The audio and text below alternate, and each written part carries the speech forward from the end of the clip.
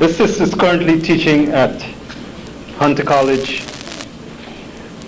in the history department, Black Studies, Black and Puerto Rican Studies. She has been a teacher in the true sense of the word. A teacher is someone who, by their very nature, affects eternity. And anyone coming out of her class comes out transformed. And as you can see, when you leave here this afternoon, you'll have that same experience. The sister has been working in the community, aside from her teaching, over 10 years. And her commitment and sacrifice is almost to the point where we can never thank her enough for it. So this is an opportunity that I think we should take to really welcome her for her sacrifice, her commitment, and all the things she has done. But before we bring her up here, I'd like to introduce her daughter. Where's Jifa? Jifa? Back eating some food. Jifa, would you kindly stand, please? Come forward, we can't see you. You should have been doing this, you know that. Come here. Come here, sis. Come on, she's shy. You can believe that. Come here, Jifa. This is her daughter, beautiful young African sister, strong and powerful. You don't say anything. Okay, Jifa. Sisters and brothers, let's welcome our sister, Donna Marimba Richards.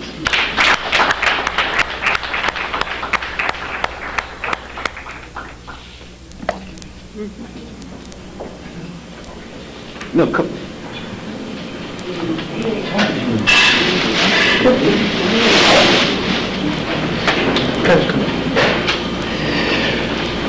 On behalf of all of us, we would like to make this presentation to the sister for all the things she's done for us over the years. Okay? From the family, from the community. Asante Sana. Magnificent.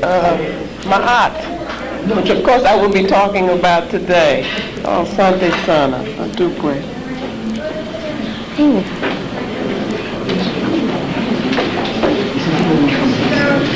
Hotep,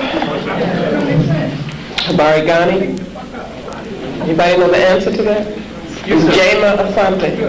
Okay? Just get used to it. It becomes fun. Lafia. I'm very glad to be here, and I'm always glad to be here. But before we actually get started, let us stand for one moment, please.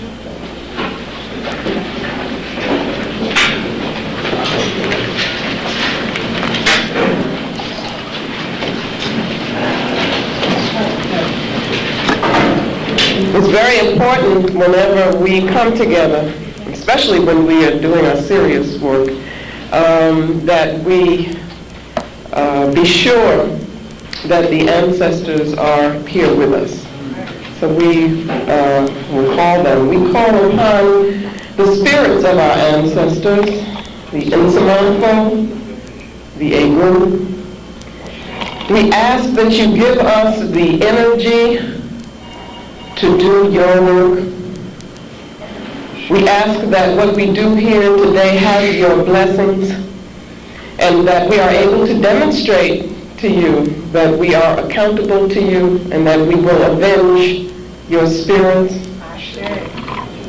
Let us speak in Ma'at today, and let us feel our oneness in African familyhood. Ashe. Asante Sana.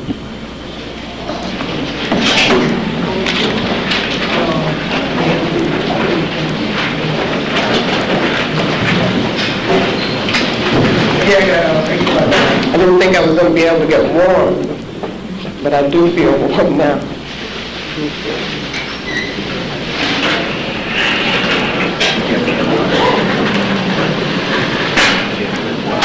Make sure. Sure. Okay.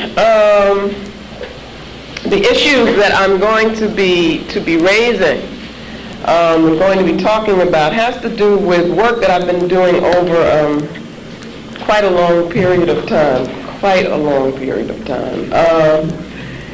That has to do with analyzing critically the nature of European thought and behavior. And I have a major work which I hope will one day you will be able to see. It, to me, is very important that we do understand the nature of European culture, because if we don't, then what happens is we don't realize when we are taking on values, behaviors, thought habits or mental habits that indeed come from, not only come from Europe, that's not the point, but which act in the service of European power and which are actually anti-African.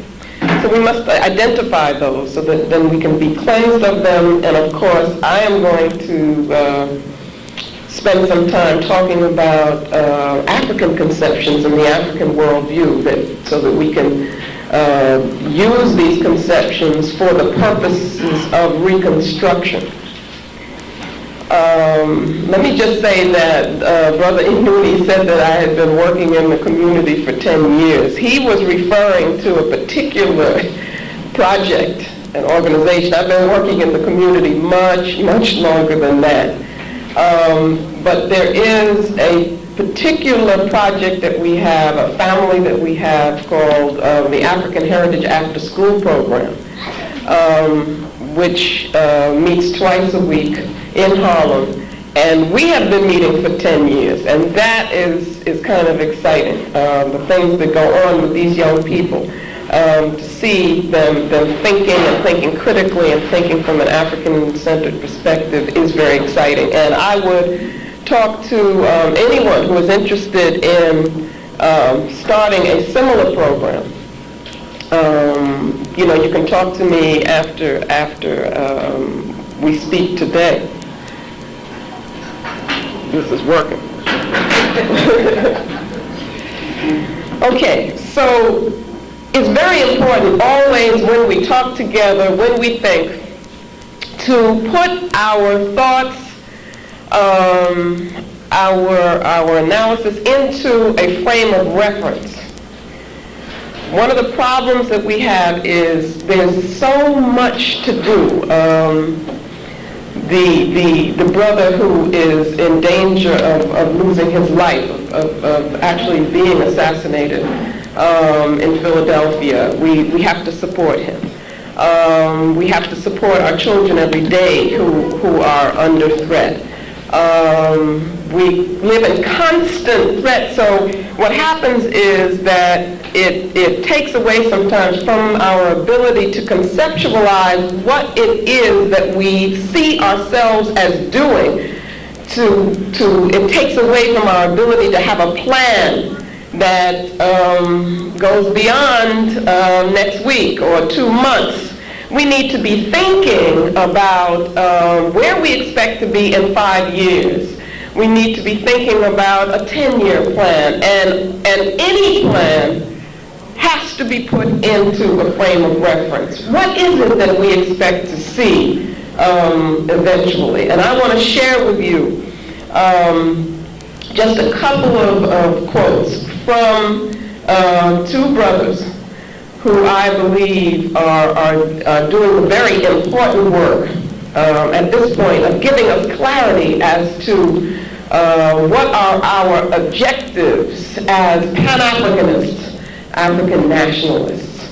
The first one is Nation Building, is the book by Ajay Akoto, who has been involved in African institution building for over 20 years, has a school in D.C., that is a group of them have a school that has been in existence for 20 years, an African independent school, which we don't have. a camp, land in Virginia. My daughter has been going to the camp for 6 years now. This is an opportunity for our young people to actually live the kinds of things that we're talking about. So institution building is extremely important, and they do that within the framework of what is called nation building. And I want to read to you from this book, which everybody should get, every African person. I always talk about 2,000 Seasons. Absolutely, you need to read that. The Healers by Aikwe Armah. But also now, I would add 2 more books, and one is Nation Building by Ajay Akoto.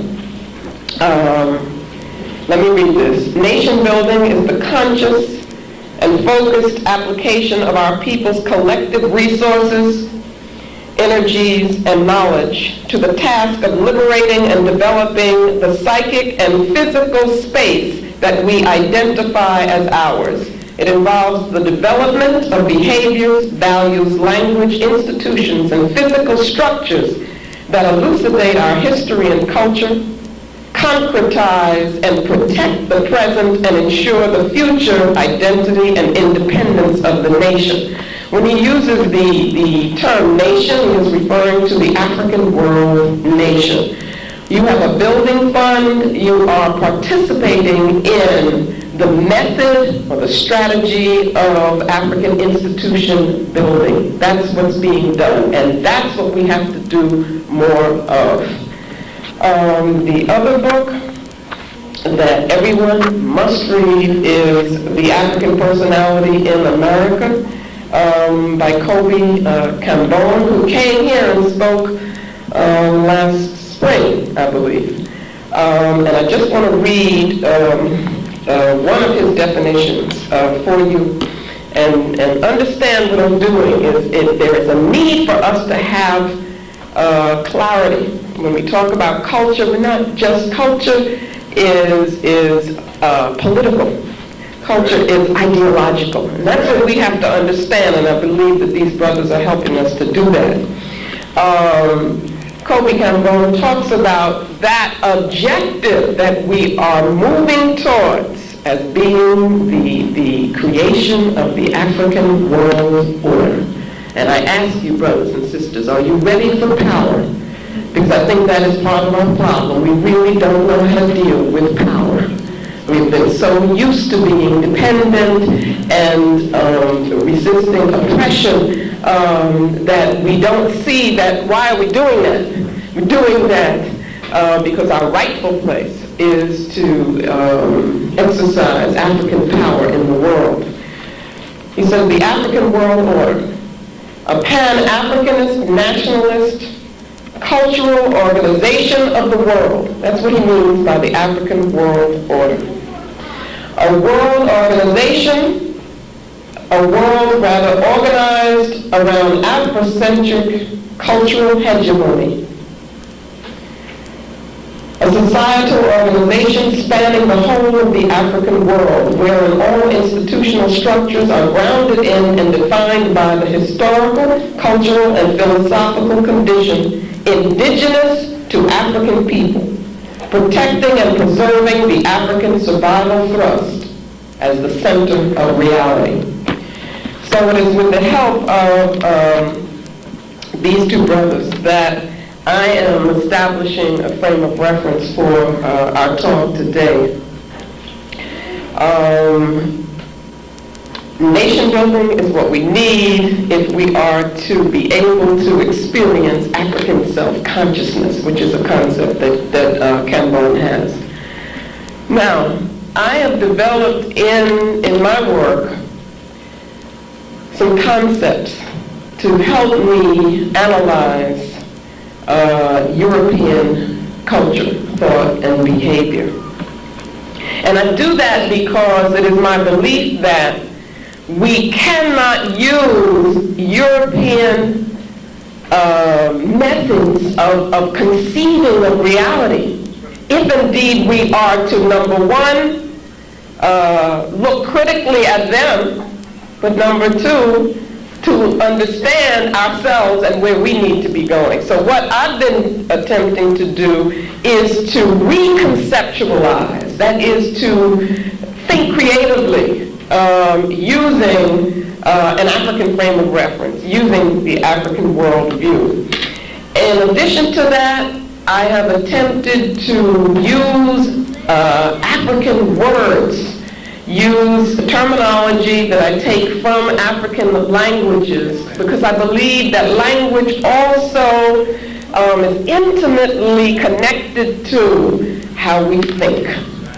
Language is one of the most important and critical aspects of culture.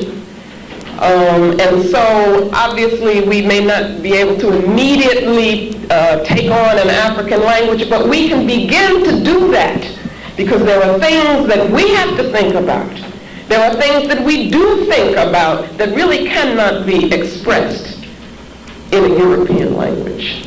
And so we are hampered by that language, and we have to do all kinds of things with the language, which we do very creatively. And so I just want to mention very briefly some concepts that I have developed. Well, one thing is people are now referring to the period in which we were kidnapped, raped, taken from the homeland, and then placed into a slave order here in this part of the world. We are referring to that as the Maafa. Maafa is a Kiswahili term which means great disaster.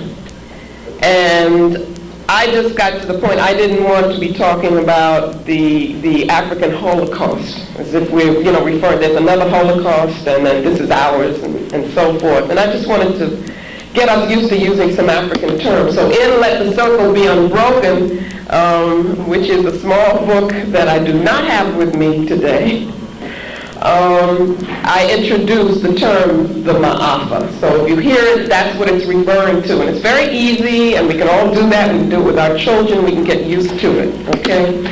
Now, M-A-A-F-A. Very simple, Maafa. Another term, asili.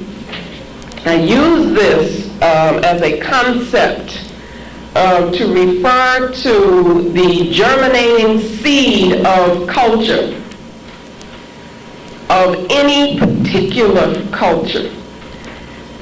Asili means seed in Kiswahili. It also means origin. It also refers to the nature of a thing, to its essence. And so I use this, the concept was that if you could look at a culture and identify its asili, its seed, then you could understand how everything relates in the culture. So that asili in this sense becomes something like the DNA of a culture. That is, it's a germinating principle. It is a genetic information that once that asili is in place, it will seek to fulfill itself. And everything that the people within the culture create will be in the fulfillment, towards the fulfillment of that asili. Okay? A-S-I-L-I, asili. And I want to show you how it works. I got the opportunity in our session with the youth on Friday to use it with them to show them how they could analyze European behavior. We looked at the New York Times, and there was on the front page the reporting of Bush sending 28,000 troops into Somalia, right? So I said to them, after explaining the concept, we've had a lot of discussion, so they're prepared for this. Why is he doing this? Okay, I said, now suppose he says, we're doing this because we want to help African people, right? So how do you use the concept of asili to help you know why he is doing that? Well, In my analysis of European culture, I've come to the conclusion that the European Asili is based around the pursuit of European power. And what that means is that every single thing that Europeans do is about the achievement of European power, which of course implies the domination of African people and other quote-unquote non-European people, okay, or other majority peoples.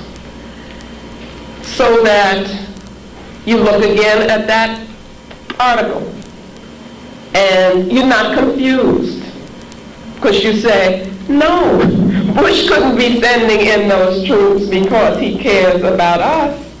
He's got to be doing that in the pursuit of European power. That's very simple.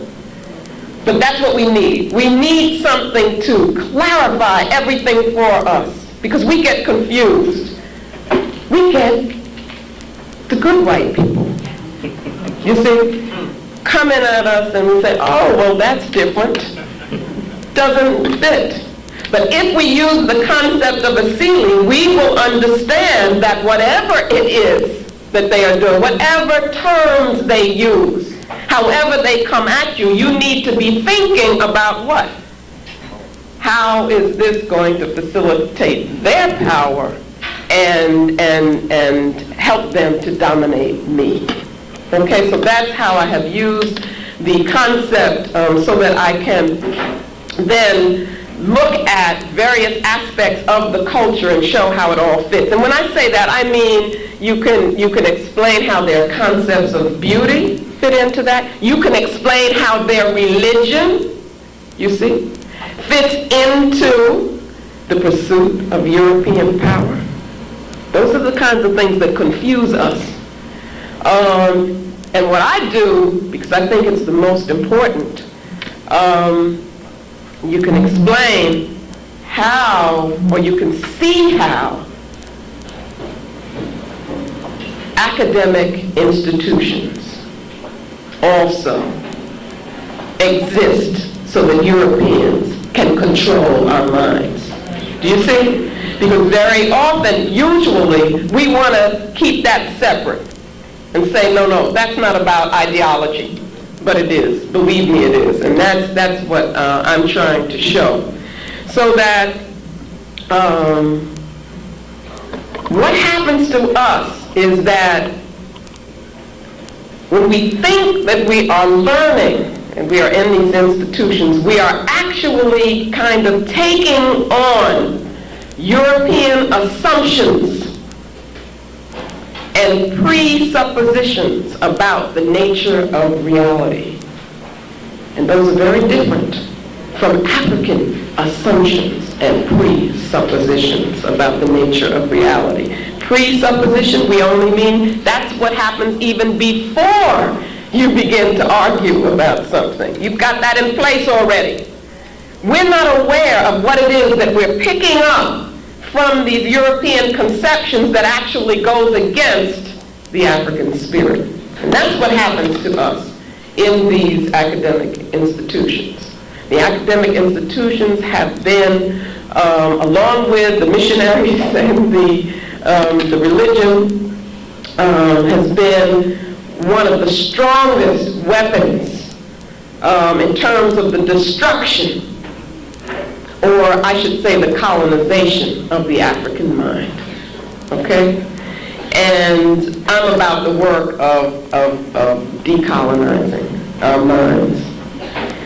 So, in order to cleanse ourselves, then we've got to know first what it is that we are cleansing ourselves of. We've got to first recognize it. So what I want to do now is to, as quickly as I can, go through some of the more salient aspects of European thought, European conception of reality. And what I'd like to happen is that as I'm speaking, you begin to think Well, is there another way to conceive of reality? Okay, because that's what I'm going to be talking about finally, is how do we as African people really relate to the universe? And it's a very different way. To begin with, let's just start. For the European mind, it is very important to make separations between things. A separation, for instance, between spirit and matter, between the mind and the body, between reason and emotion. For the European mind, actually there is no spiritual existence, and let me explain why. You have spirit and you have matter. First, they make these separations. They make them into what I call dichotomies. Those are splits. So you get oppositional pairs between these two things. Now, once they make the split, let's take the one between spirit and matter, then one becomes real for them and the other is unreal. Or one becomes good and the other is bad. One becomes superior and the other is inferior. That is how the European mind works. Why does it work that way? Because it is preparing the world for European power. Because the term that is the superior, the better, the real is supposed to have power over that one which is the opposite, okay? The example of spirit and matter is that matter is real for them. Spirit isn't. So as much as they may sometimes use the word spirit or spirituality, they don't have a clue to what African people are talking about when they talk about spirituality. And what I'm arguing today is that as we begin to take on these concepts, as we think we're becoming more educated, what we're really doing is denying our African spirituality, because then we don't want to believe in it anymore either. Okay? Obviously, male and female. That becomes a value dichotomy for them, where male represents the superior, female is the inferior, and therefore is to be dominated, controlled, oppressed, and so forth. So you see how it works. It has to work that way, because you can't have power over other unless there is an other to have power over. So that what they do is to continually make these splits, these dichotomies, to facilitate that way of thinking. Also, their thinking is very fragmented. Okay, when we get to talk about the African worldview, we will see the difference. I want you to keep these things in mind so that later we can see how they compare. Because one of the things that Kobe Cambone tells us, and that we know, is that the survival thrust that is inherent in African cosmology and the survival thrust that is inherent in European cosmology or the European worldview, they are opposites. They are contrasting. They are different in such a vital way that our existence here in this place is, we're constantly under threat because we're in an anti-African environment. And that's because of the nature of the European worldview. Its very nature is anti-African. Analysis. That is a method that they use for thinking. All people have to be analytical. We have to be analytical. It's very important. But for them, analysis is the splitting up of things. It is the tearing apart. And so they have to understand everything by tearing it apart. That's the only way that they can relate to things. They can never reach the highest level of thought, which is synthesis. It is when you're able to bring things together as a whole. And that's our legacy. Our ancestral legacy as African people is understanding the whole and how each part relates to it, so that the European mind cannot integrate well. It cannot synthesize. Now, another reason for that is that the way the universe works and that our ancestors understand is that it is rhythm. That it explains to us how the universe is a whole, how things relate to each other, how things are joined. Rhythm is the key. If you can find the rhythm, then you can understand how everything becomes part of everything else. For the Europeans, they have difficulty. They can't deal with the rhythm. So what do? They have to break the rhythm. They have to slow everything down, and that's what they're doing in their form of analysis. Again, if we use their methods, then we're only working with 1/4 of our minds or of our being. We're not using that pineal gland, right? We're not using that spirituality, which really gives you an understanding of cosmic reality and universal reality.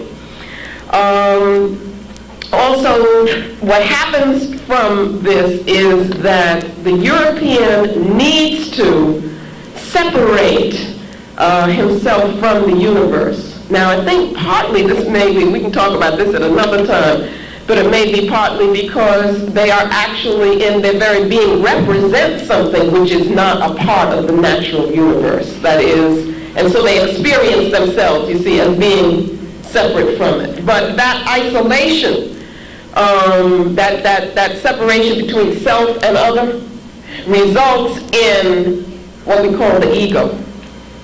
The ego, which is becomes hardened, becomes defensive, which leads to the concept of individualism.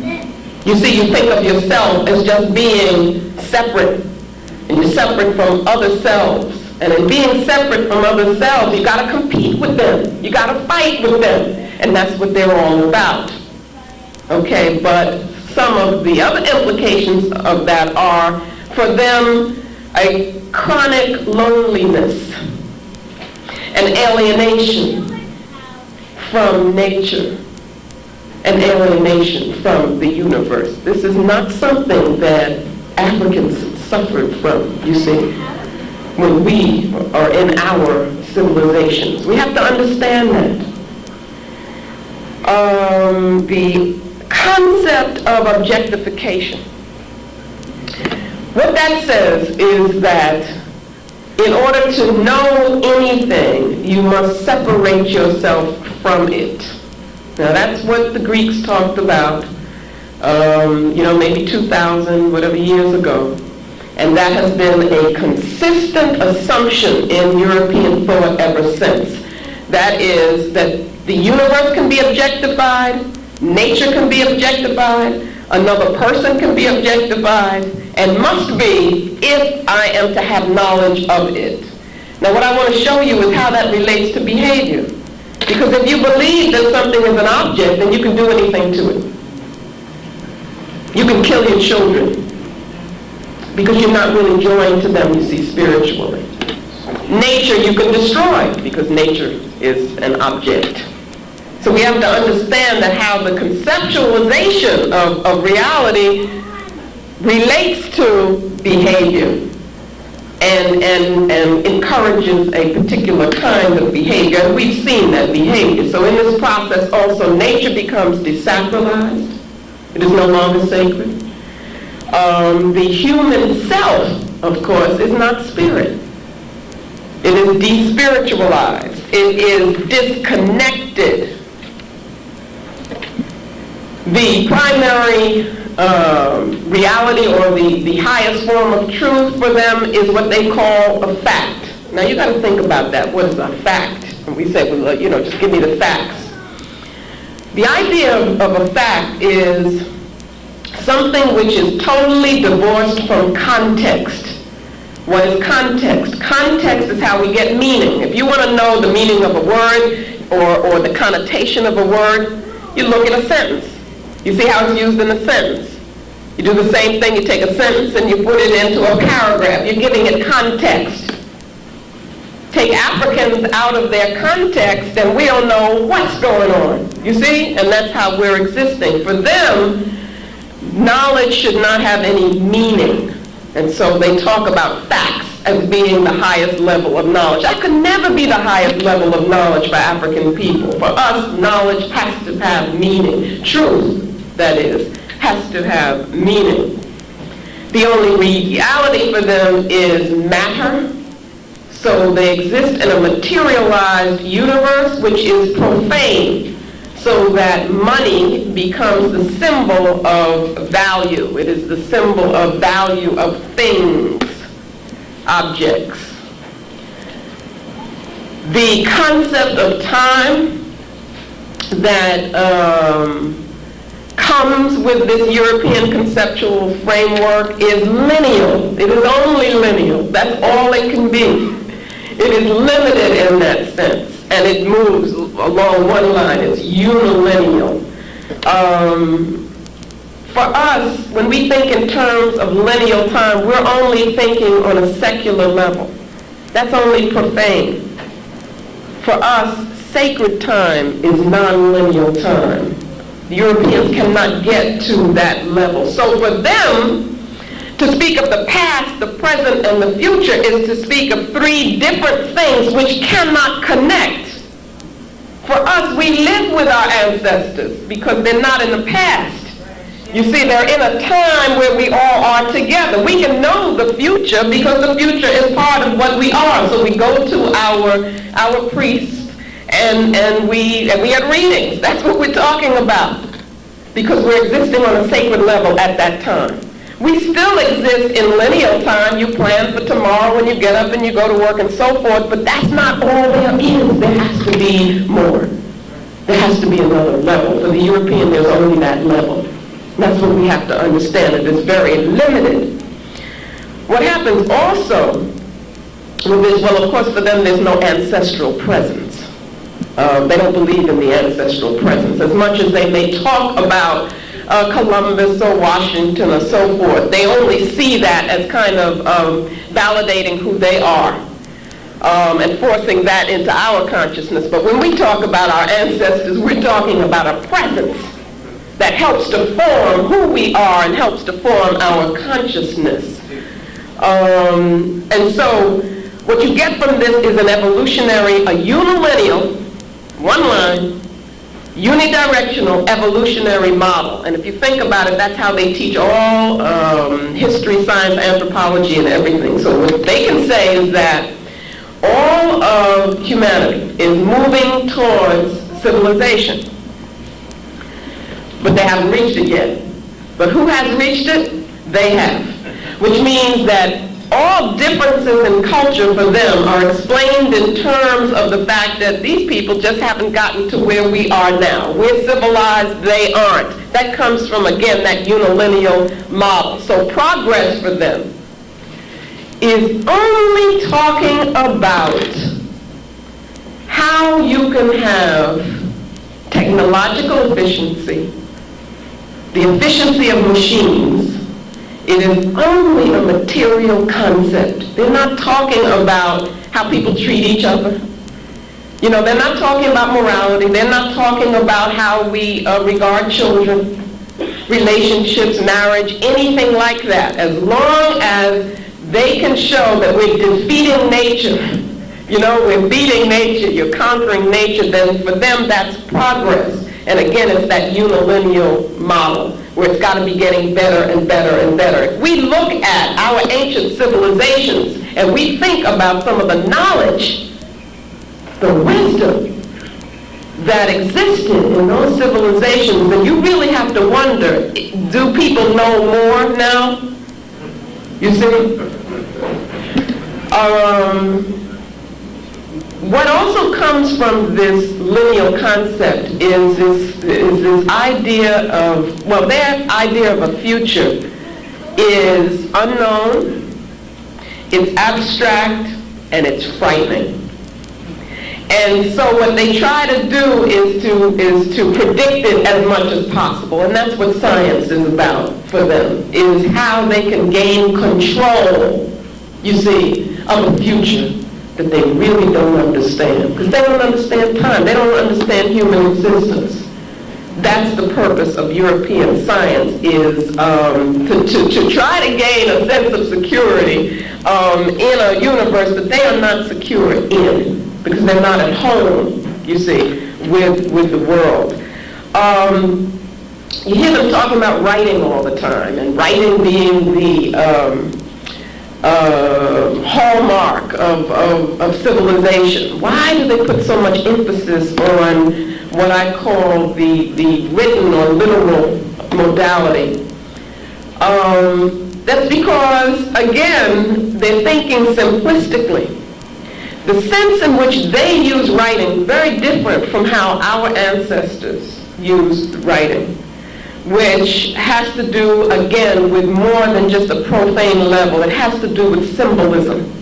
For them, there's no symbolism in the literal mode.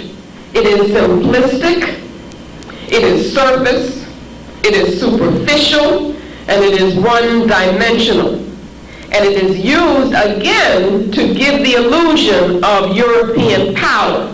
Because then all the books that they have, and they talk about their written law and so forth and so on. But what that's really doing is only, what you can get through their books is only the outer, what we call the exoteric, ex meaning out, okay? And which for us as African people is the least important. The most important is what? The inner. You see, the esoteric. And that you can't get in the way that Europeans use writing. You could get it from our ancient forms of writing and some of the forms of writing that we need to study that exist right now in African cultures. And that are these some symbolic systems that are throughout the continent, like Adinkra, for instance. That's just, I'm giving you one that you may know of, the Adinkra among the Akan people that we find mostly in Ghana. You see the symbols. It's on something. Okay. I knew it had to be somewhere. That's called Jinyame, which represents the omnipotence of the creative principle. Now think about how complex that kind of concept is, you see? And I'm just telling you one. You have the whole system of gold weights, which is so much more than material objects. They represent ideas and thoughts and feelings and the essence of things. So I would suggest anybody who's interested in studying African culture and African thought that you look at these various symbolic systems, which you find in South Africa, East Africa, all over the continent. It is this that the European does not have. You see, and you see how they can take something which is really lacking. They're lacking in things. It's a limitation, and then make it what is the essence, they say, of being civilized. Okay, and really it is what I call reductionist. Their thought is reductionist, and by that I mean it reduces everything to its most superficial level, so that their understanding can't go beyond that level. You see, if you're using these kinds of concepts, so it can never get to the level that we need, because as Africans we need spirit, we need meaning. Their logic, which you've been taught to just revere in your high school and in your college career and so forth, is what we call Aristotelian logic, is very simplistic. It is either or logic based on a law of contradiction. Something is either this or it's that. That is not how reality is. And Africans have understood that there's much more complexity in terms of how you understand things. But again, the European needed to make it very simple, you see, because that's how he could understand. But then he's going to tell us, as we talk, that we're not being logical, you see, using his concept of logic. Okay, again, the concept of progress is anti-nature. It is really concerned with the obliteration of nature. That's what they really are attempting to do. And obviously the laws, the universal laws are saying, you mess with me and you pay a price. And they still don't really understand that. And all this talk that you hear about ecology and so forth is so surface. You know, it doesn't get to the depth of understanding nature. So that relationships for them have always got to be exploitative. always got to be about power or control. So that's the way you relate in human relationships, that's the way you relate to nature, that's the way you relate to your children, and they relate to you, and so forth. Okay? Obviously, from this way of conceiving of reality, what comes is an individualistic ethic, an individualistic sense of self. All of this is very non-African competition, and it is all based on the will to power. Now, having said that, and that's just a piece or a tip of the iceberg. I haven't gone into depth in terms of European conceptions, but I wanted to just give us an idea of what we're dealing with, because I really want to focus on us. And I want to focus on the way in which I want to show us how these very concepts have begun to influence how we behave and how we relate to each other, and how we don't relate to the African inner self. Because we are not going to be in a position to build an African nation, to reconstruct and to build an African world order, unless we cleanse ourselves of these anti-African conceptual modalities and beliefs and behaviors. So that I'm saying that we've become, how should I put it, almost contaminated in a sense by them. We have to look at that almost like it's a disease, and so you need healing. And healing can be painful, but you have to do it in order to be able to take the next step. And we've got to recognize that first. You can't be healed if you're pretending you're not sick. Right. And you know, we have to be, given our history here in this part of the world, being taken from the motherland. Let's look at some of the things that happens among us. For one thing, in our organizations, we tend to accept, and really I should also talk about our conferences, I want to talk about that too, but we tend to accept that there's only one way to organize, and that is to have a hierarchical structure where you have a separation from people, and there are people at the top, and it's difficult to get information throughout the organization, and there's a lack of participation of people and so forth. We've got to reconceptualize how we organize ourselves and among ourselves and how we relate to each other. We've got to look at, I'm raising things that probably you've never thought of, but we've got to look at our decision-making procedures, okay? And a lot of this has come to me because of from studying, traveling, talking to people from the continent, who, by the way, are not valuing these things. They're trying very hard to get away from these things so that they can become more European. You know, they'll tell you, well, we don't do things like that anymore, when the very things that they're talking about have this immense value. So it's got to be our role to, as we come to value them, to show our brothers and sisters that they're at the source. You know, we need them to appreciate who they are and who we are. We make decisions in our organizations by voting. What are you doing when you do that? You see, you're dealing with individuals, and you're saying, well, how many individuals feel this way? Then you get a majority, and then you say, well, because the majority of those individuals here feel this way now, then everybody has to do what they say. Believe it or not, this is not the way decisions were usually made, you know, in African civilization. The concept of consensus is what was used and what is used in some still. What does consensus do? It says that if we are a community, if we conjoin spiritually, then we can come to a conclusion which represents who we are as a group and what we're thinking as a collective. You see? That's very, very different. It makes you feel differently about the decision that is reached. I think it's brilliant on the one hand because it reflects a feeling about human interaction. It reflects the importance of the collective.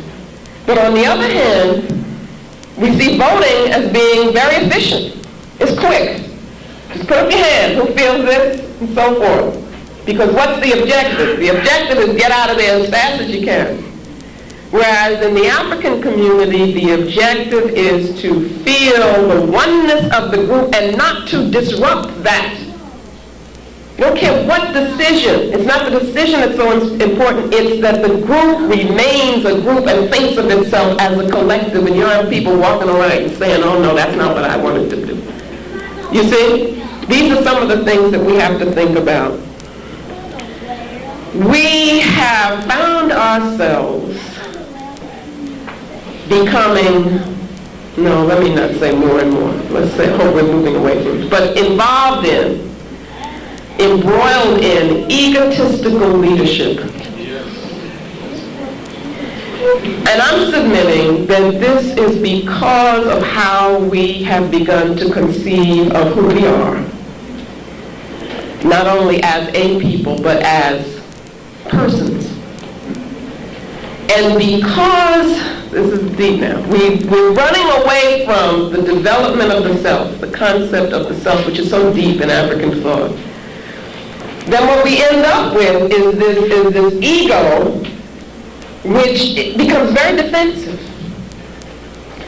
which sees any kind of criticism, any kind of questioning. All you got to do is question.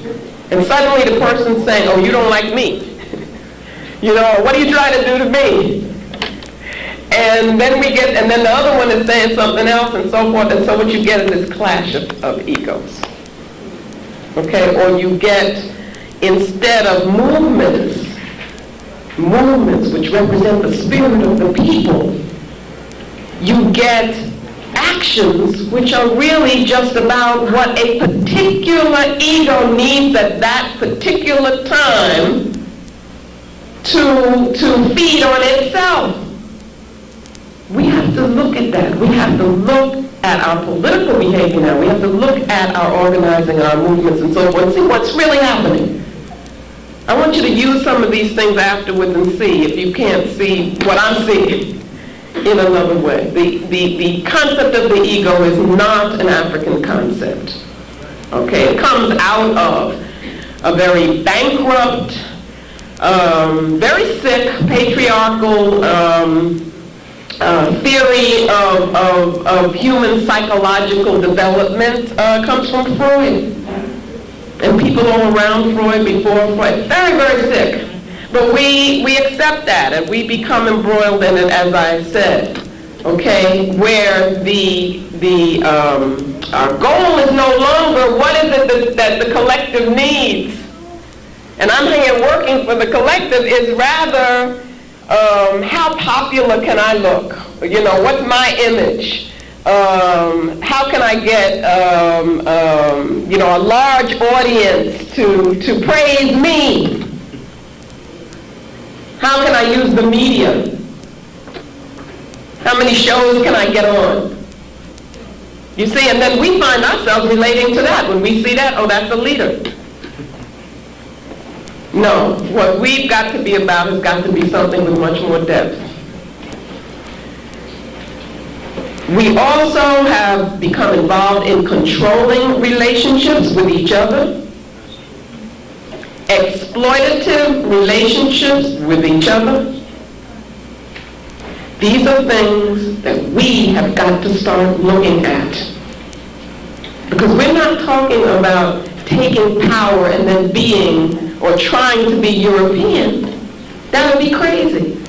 We're talking about returning to our centers, which is African.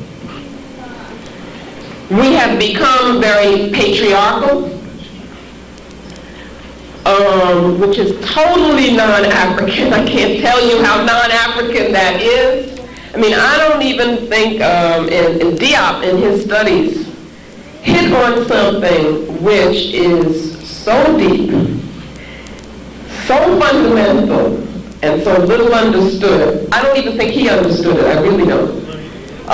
But he touched on it, so we should take it from there and then really study it and understand it. And that's when he talked about the matriarchal nature of the Southern Cradle or of African civilization as opposed to the patriarchal nature of Europe.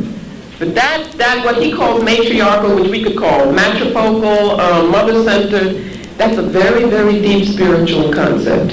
It goes beyond just talking about women and men. It's very deep, and that's what we need to come back to. But at any rate, I'm saying that now we have accepted a patriarchal model, and because our people in general are not developing themselves, their inner selves, as they should, you get insecurity on the part of our men, who then must express that in terms of a need to dominate women. That's not an African model, because in the African model, there is neither domination of one or the other. We can't function that way. Aikwe Armand talks about that. The European feminist movement is about women dominating. You see what I'm saying? Or becoming men, or whatever.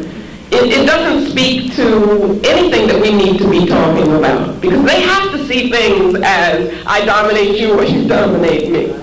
Whereas for us it doesn't work that way, and we'll see what happens when we come to the African worldview. We have become very materialistic.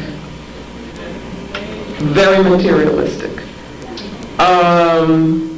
Where our goals are all in terms of our material goals, where we're measuring success in terms of material possessions. Even the ideologies that we look to, that we think are revolutionary, hear what I'm saying? Are very materialistic. They're not dealing with spirit. We need an African revolutionary ideology. Do you understand? So that the worth of the person we're now looking at in terms of what they wear and the things they have and how far they have moved up, you know, in this whole system, this goes against the African self. So we're living constantly in contradiction with ourselves. We have done that so much so that there is now among us a devaluation of spiritual life. And by that I mean that we don't see it as being important. Whereas in the African context, it was the most important thing. It was the basis for everything. It doesn't mean that we weren't practical. Doesn't mean that we didn't plan, that we didn't build, but we did that all for a reason, and the reason was a spiritual reason. And so now what we have done is to, in taking that spirituality out of our lives, we end up with a lack of belief. Can't have African people with a lack of belief. Spirit has no place, or the spiritual has no place in our organizations. Think about it. See, I'm talking now about those of us who consider ourselves to be conscious. You see, I'm talking about myself, you, and everybody here. I'm not just here to say, oh, we're doing the right thing and they're doing the wrong thing. I'm saying that there are things that we need to look at that we're not looking at, okay? And that's not always the popular thing to do, but I think it's the important thing to do. We are witnessing violence among ourselves, between ourselves, to a degree that is just almost unimaginable. The way in which we deal with each other with violence. Now we know that a lot of that comes from a lack of political consciousness. So that, and it comes also from a lack of direction and guidance. So that we will have our youth valuing violence between them. And that will become almost a rite of passage for our male youth. That if you know how bad you can be, how much you can destroy another brother, that is the proof of your manhood. Well, I say that really represents our failure to have the structures and the institutions within which they would learn what it really means to be an African man. And at the same time, and this is a little difficult to deal with, I think it is partly a reflection of them being prepared. How many people know what, I will say, Ogun is? What's Ogun? Anybody know? Iron and what else? War. And I believe that Ogun's spirit is here and is in our youth, and that we are unprepared to deal with that. We're unprepared because we're still afraid. And so what we do is we tell our youth, no, that's not the way. And what they do is turn that in on themselves. And so they are very violent towards each other. But there's a place for violence. It's got to be organized, you see. You have to understand what it is that you're all about. We are the ones who are supposed to do that, to understand, to analyze, to have a plan, to have a goal. We're afraid of it. And we're afraid of power, you see. Partly the violence is because of our being separated from each other, being afraid to connect with each other. Again, this is not the African way. This is the European way. It's partly because we no longer feel each other's pain. You see? If you can treat someone like an object, then you can do anything to them.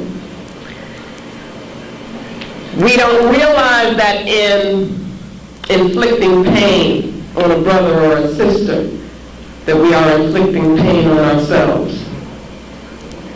These are the kinds of things that come with a conception of reality that is anti-African, that is European.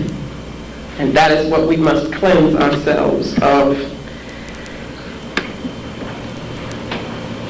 We are not relating to our ancestors as we should. In the African conception, the ancestral being is a part of our being. You hear the youth talking about it in some of the songs now. You see, you got to listen to some of them. And Arrested Development would be one of those groups. Right? Here, listen to some of the concepts that they're talking about. But we tend to no longer relate to the ancestral part of ourselves, to our ancestors. We don't understand the cycle of death and rebirth anymore. So we don't deal properly with death. It is very important that when an African person makes the transition from physical existence, that we perform ritual. The funeral ritual is extremely important. Because we don't believe in the ancestors anymore, we don't believe that there's a continued existence on a spiritual level, then we don't really pay that much attention. You know, we go through the motions, but we don't really believe. If you understand African conceptions, if you understand African conceptions of personal development, of spiritual development and responsibility to the group and so forth, then you have to think, what does it mean if so many of our youth are being killed, assassinated? That is, before they have had an opportunity to go through what is for an African the natural life cycle, to fulfill yourself through marriage and having children, and then becoming an elder. They're cut off at an early point in that development. What happens to them spiritually when they die? Think about it. That's right. So that there are rituals which we must perform for all of those spirits which are not at rest, which are not fixed, you see, so that they can be positive spiritual forces for us, as opposed to continually causing the violence between us, the confusion, and so forth. Now, these are concepts which, if you do not have belief in spirit, they won't sound like anything to you. Sound kind of crazy. But all African people have always believed in the continuity of spirit and in the cycle of death and rebirth. And so, because we're not doing anything doesn't mean that it isn't still a reality. It only means that we are suffering the consequences and we don't even realize why. So that these spirits are, in a sense, interfering with the harmony, you see, of the whole. And then we have these various non-African religions into which we place ourselves, which deny, again, the reality of our ancestors. They deny African spiritual belief, and they demean African culture. Do you understand? We go into these religions, I believe, partly, and I don't know if this has been put to you before, because we are attempting to escape from our responsibility as African people. Because those religions do not teach that we are accountable to our ancestors and have the responsibility to continue the victory which they started. We have the responsibility to do ma'at, to set things in place, to restore the balance. That we cannot pretend that the Maafa is over. Those religions aren't going to teach you that. But African ancestor communion says that you're responsible to the ancestors, because you are the ancestors and they are you. So that these religions are taking us away from ourselves and teaching us that our brothers and sisters are heathens. And we think, well, they may be, but I'm not. Don't even realize how that doesn't make any sense, because it's really teaching you that you are negative also. But you're trying so hard not to be as you take on what they tell you to do. And of course they tell you that anything to do with African spiritual practice is bad. And that's the very thing that you need, you see, to affirm your spirit and who you are. Rituals for us are no longer important. They are no longer in our lives. Ritual drama is not used among us. Ritual drama has to do with the participation of everybody. You see this audience here, I'm hearing something from you and that makes me happy. I don't want to just see passivity, because that's not the African way. But we get used to, we say we go into the theater. So you're going to see something which is based on a Greek model, right? An Aryan model, where you're not supposed to move, and only the people up there on the stage are supposed to do anything, and that's the same way you're thinking about with your music. You know what I mean? You want to go to a symphony, performance of European music where you better not make a sound. That's not us. And so we can't have our spirit affirmed and energized in that kind of context. We got to begin looking at that. But that's what we want to take on all those kinds of behaviors and feel that we're being more superior when we do that. Learning for us now has become focused only in institutions which we usually do not control. That is, in European academic institutions. So we feel okay because we're sending our child to school and say that they are learning. They're getting an education. They'll be secure. That's all they need. That isn't an African concept of learning. African concept of learning is holistic and total. And we're just giving up our responsibility. Our concept of learning is not academic. Academic means by definition that it is divorced from life. So that we are neglecting the larger part of our children's development as we become so sold on this idea of school. That's all I have to do is make sure that they go to school. Most of the times we don't even know what's being said to them in those classrooms. But of course, we should know that they're being taught European culture in those classrooms. And what did we say that European culture implied because of the nature of the European assembly? It implies European power. So they are being taught that Europeans should have power over them as they go to school. You see, we have to begin looking at all of this very, very seriously. But you see, once you begin looking at it and understanding it, then with that comes responsibility. And that's what we don't want either. Because ancestors forbid we should have to build our own school. And we can't just imagine of doing something like that ourselves. We've got all the skills, by the way. We have everything that we need to do that. So we got to think, well, why have we stayed away from that so long? Especially in the New York area. Especially. You know, you think of all the talent that you have in New York.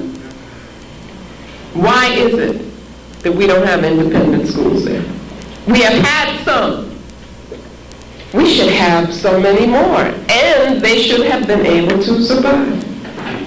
You see what I mean? We should have more now, not less. Think about it. I think it has to do with the mentality. Okay? And then we are buying into this concept of objectivity, which has been used to control us. Oh, I don't want to be emotionally involved. I'm being objective. How in the world can you be objective and be a human being and be an African and you know, live in a culture? How can you be objective? What does that mean? You know, a machine is objective. Maybe. See what I'm saying? Or depending on if it's a computer, then it's been programmed by somebody who had a particular perspective on life they had to be, because that's what it means to be human. So we can't buy into that, but we are, to our detriment. We are buying into individualism. Even our concept of family now has become 2 or 3 people. That's right, and we say, okay, I'm doing this for my family. But that is nothing in terms of the African collective. We are separate from each other. We are separate from spirit, and we have an ideology of go for self. Let me make it myself. And that's what our youth are learning, and that's the most detrimental thing to an African consciousness. Is individualistic ideology. And we have to look at how much we have accepted that. What that also means is that we have a lack of sense of accountability. You see, we can't blame our children for doing what comes right out of what we're doing. Who are we accountable to? Remember those egotistical leaders I talked about before? You know what our problem is? Who are they accountable to? Nobody. So they decide to do this one day, that the next day, and we just run along and do whatever they say. But you got to think, what is the plan?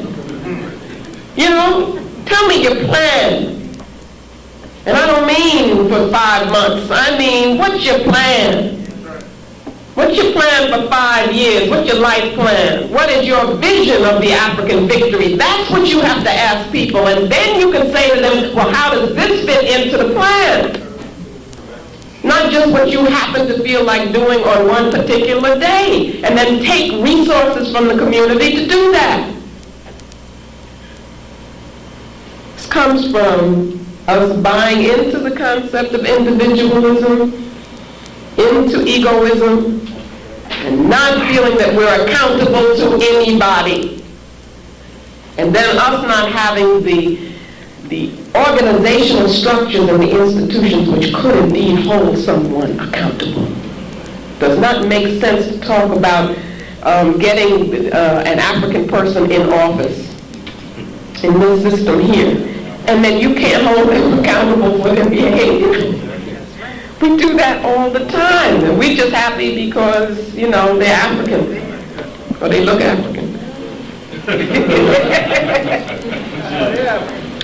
Marriage for us is no longer child-oriented, and that is the purpose of marriage in Africa. Our lives are not committed to our children first. We don't have a priority on children. That's why we don't build schools, by the way. Because we don't see these young minds as being the most important thing that we have. We marry for wrong reasons. That goes back to all those other things, materialism and so forth. We involve ourselves in relationships which are not for the nation and not for the community. You see, they're not for the collective. An African-centered relationship should benefit the community. Those are the kinds of things you have to ask yourself when you begin thinking about who you're relating to and so forth.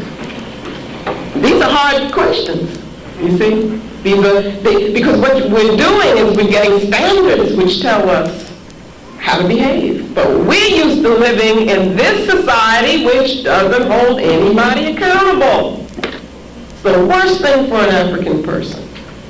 Go for yourself. Whatever makes you happy.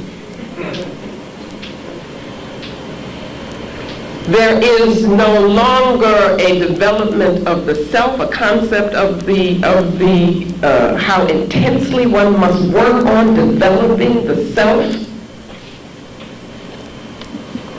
That's work. So again, we want to run away from it. Okay, you don't see on television, they're not telling you develop the self. They're telling you buy this product, buy that product, or this is the way that you should relate to your heroes or whatever, you know. They're telling you what they want you to do. Our elders, because there is no development of self, it is difficult for an elder to be an elder. Let me explain what I mean by that. An elder is not, in the African conception, just a person who is old. Why do I say that? Because what would have been assumed in the African conception is that with that age would have come the experience and the knowledge of the culture which you could then use to teach others. Now, it's just a matter of getting old. You see? We don't understand the role of an elder. It's a very serious responsibility. And then we don't have the respect for the elders. So you see how those things feed on each other. And now I'm going to deal with something very, hard to talk about in a group and a large audience, but I think it's very important because I want to show you how I'm consistent in everything that I talk about. And I'm doing this because of how much I love African people, and I believe that it's urgent. Brother said earlier, it's urgent. This is urgent. The time is now. We no longer have a spiritual concept of sexuality. Yes, ma'am. Get on. We see people as sex objects, and therefore they're no longer human. That's not an African concept. Therefore, we engage in what I call profane sex. Let me tell you what I mean by that. There is no sacred concept of the interaction of human beings, so that, and I say this word sex is, to me, a European concept. It becomes a commodity. It can be a commodity. It can be bought and sold. We become promiscuous. We have no discretion.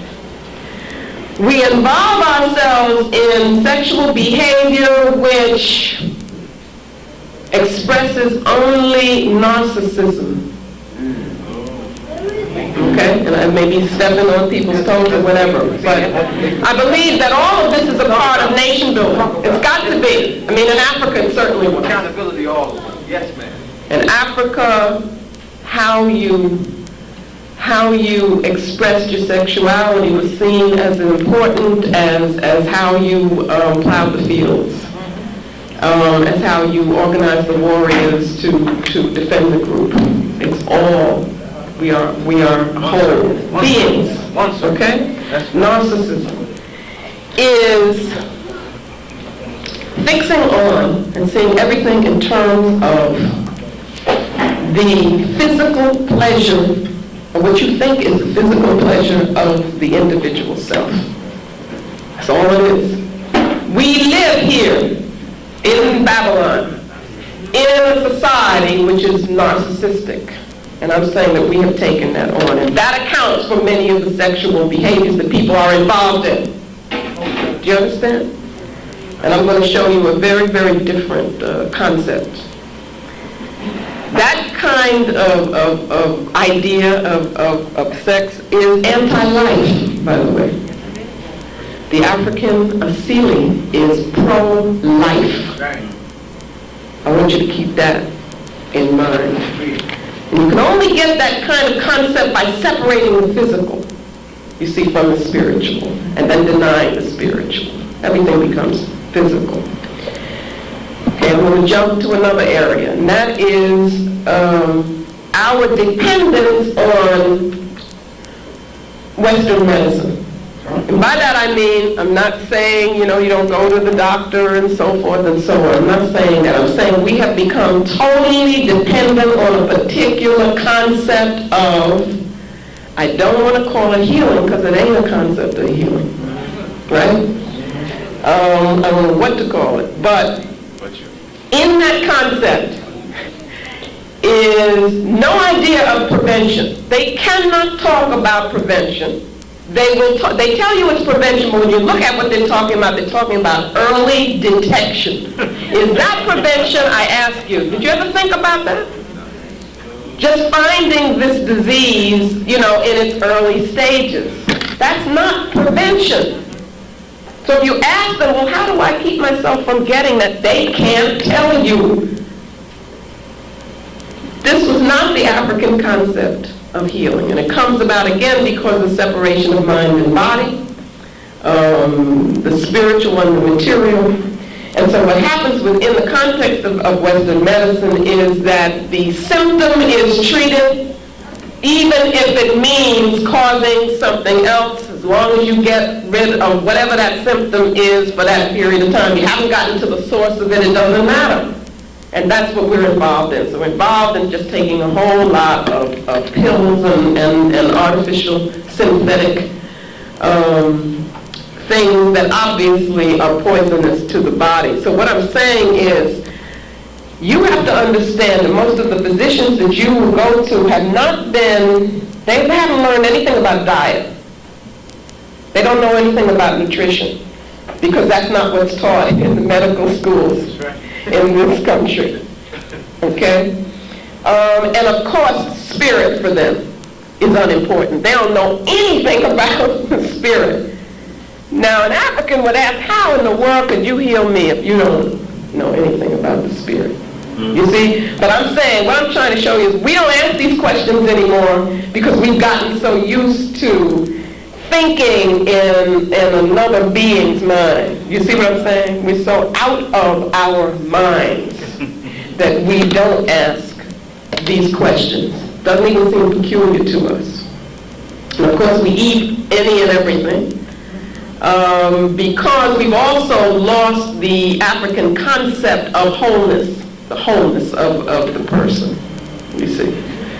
And in general, we are lacking self-discipline. And I say these things again because you can't blame the children. Because what do they see in us? We have become media dependent. Oh, yes, ma'am. Yes. We allow ourselves to be attached to the media. Right. And that media then, you know, you turn on that TV. Simple little app. Or you push the button there, right? Your psyche is then attacked by what you see on the TV. And we don't look at that at all. We don't monitor that at all. Whatever they show, that's what we see. Those things are affecting us. Those images are affecting us.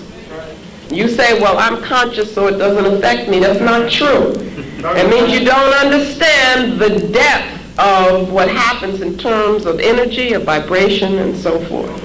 Okay? All of these things we need to look at. So that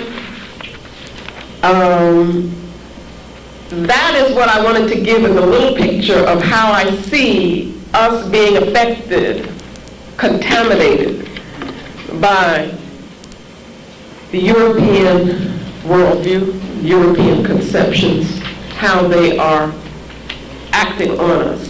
And so you say, well, what do we do? What can we do? There's no reason to feel defeated at all because we have an ancestral legacy.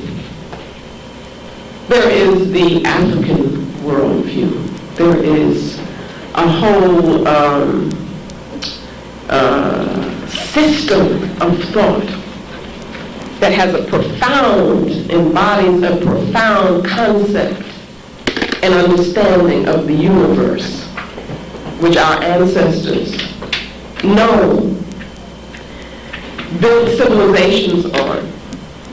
And we carry little pieces of this in us. So we have a model, and I'm talking about us using the African worldview as a paradigm, as a model for the construction of the African nation. So what I want to do is, I guess it'll have to be briefly, reacquaint us with some aspects of the African worldview. Okay, and again, I'm doing that a little bit in Let the Circle Be Unbroken. For one thing, the African worldview gives us a picture of the unity of the universe, where all things are interrelated and interdependent. There is the idea of wholeness, a holism we get. Also, participation in that universe in a very real way is what happens by virtue of being African and understanding this view. Synthesis becomes very important. Again, wholeness. Intuition is knowledge that comes from within. That doesn't mean that it has no relationship to what is outside of us. But intuition, using that, is the way in which you connect the inner to the outer. And for the African, intuition is extremely important.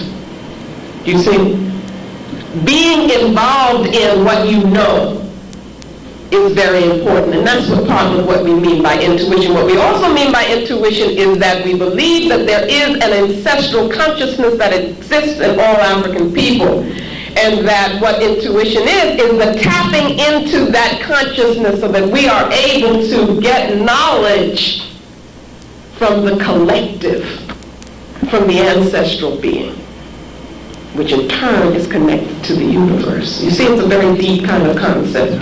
But if you talk about science here, they're not going to talk about intuition as being important. In fact, they're going to tell you don't use that.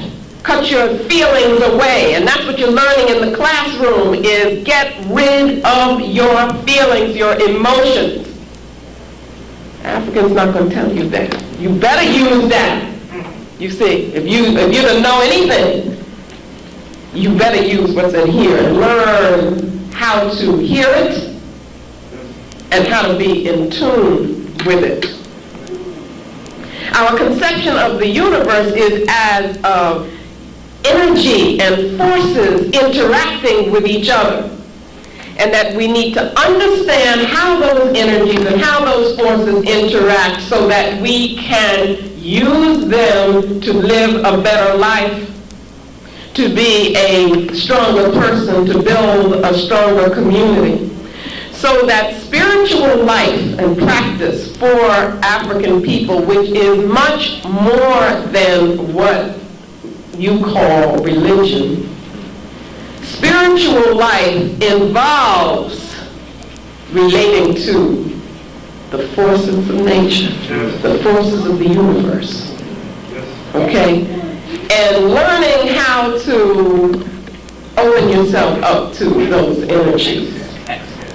And learning also how to practice the very important principle of the African worldview, reciprocity.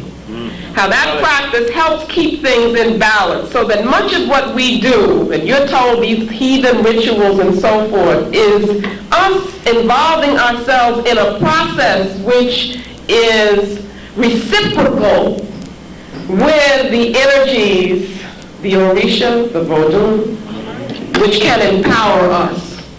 Now, if we are getting energy from them, we must give energy back, because the African being is very powerful.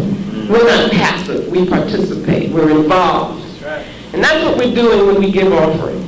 That's what we're doing when we symbolize, when we pour the water, is that we are asking and so we must give. You see? That concept of reciprocity keeps us from having an exploitative concept of relationship to the universe.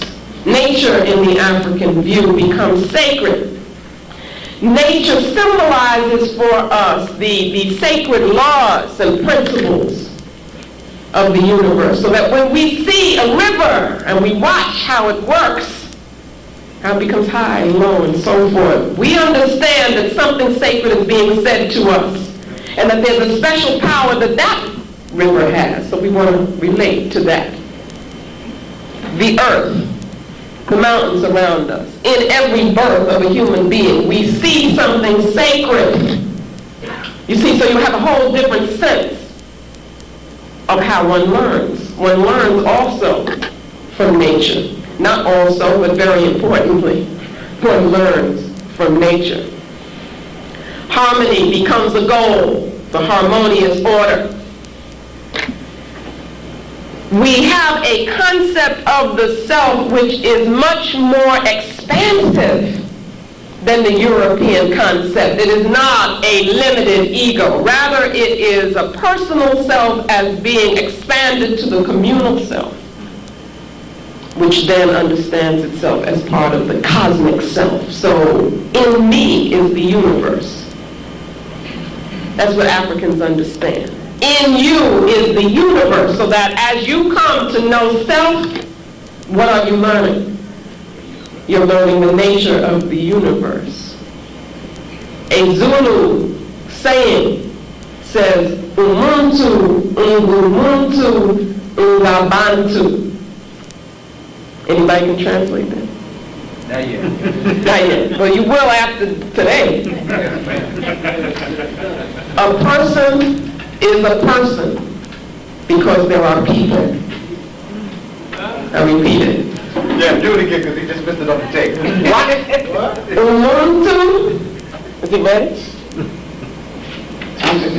Excellent. Okay. Umuntu, Ungumuntu, Ungabantu. Bantu meaning people. Okay, which is a linguistic term. Yes, ma'am. It's not a racial term. A person is a person because there are people. You understand what that means? Okay, so when we tell you that I is we in the African conception, people aren't just theorizing and speaking abstractly. This is a lived reality, that I am a person only because there are other African people for me to relate to and to affirm me. Do you understand? So that gives us, see how rich this is in terms of us organizing ourselves, reconstructing our communities, and rebuilding an African world order.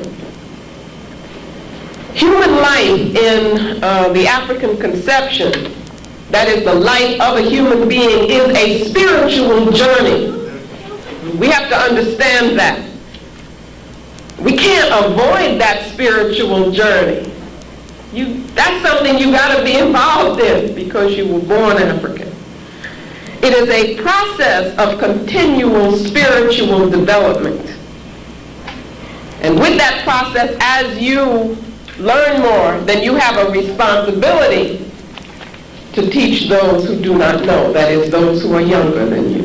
And the culture is organized in such a way that it's guaranteed that you are involved in this learning process. That's what African civilization is all about. They don't take chances with things and say, well, I just hope she turns out right. At every juncture of your life, there are processes that you are going through that are telling you what is the correct way to behave. It's giving you the consciousness of the group. Is making it incumbent upon you to defend the group, you see, and to perpetuate the culture. That's what you're learning. That's not what our children are learning in the schools that we send them to. They are learning how to perpetuate European hegemony, or European control of the world. Now I want to move to the Mawu principle. I call it the Mawu principle. And Mawu is a term that we get from the Fon people, F-O-N, of ancient Dahomey, the Republic of Benin now. I believe that's still the name. Mawu represents wisdom. Spell it. M-A-W-U. The East, the night, the moon. And Mawu is paired with her twin, Lisa, L-I-S-A. And that's in Fon language. And there that represents the male.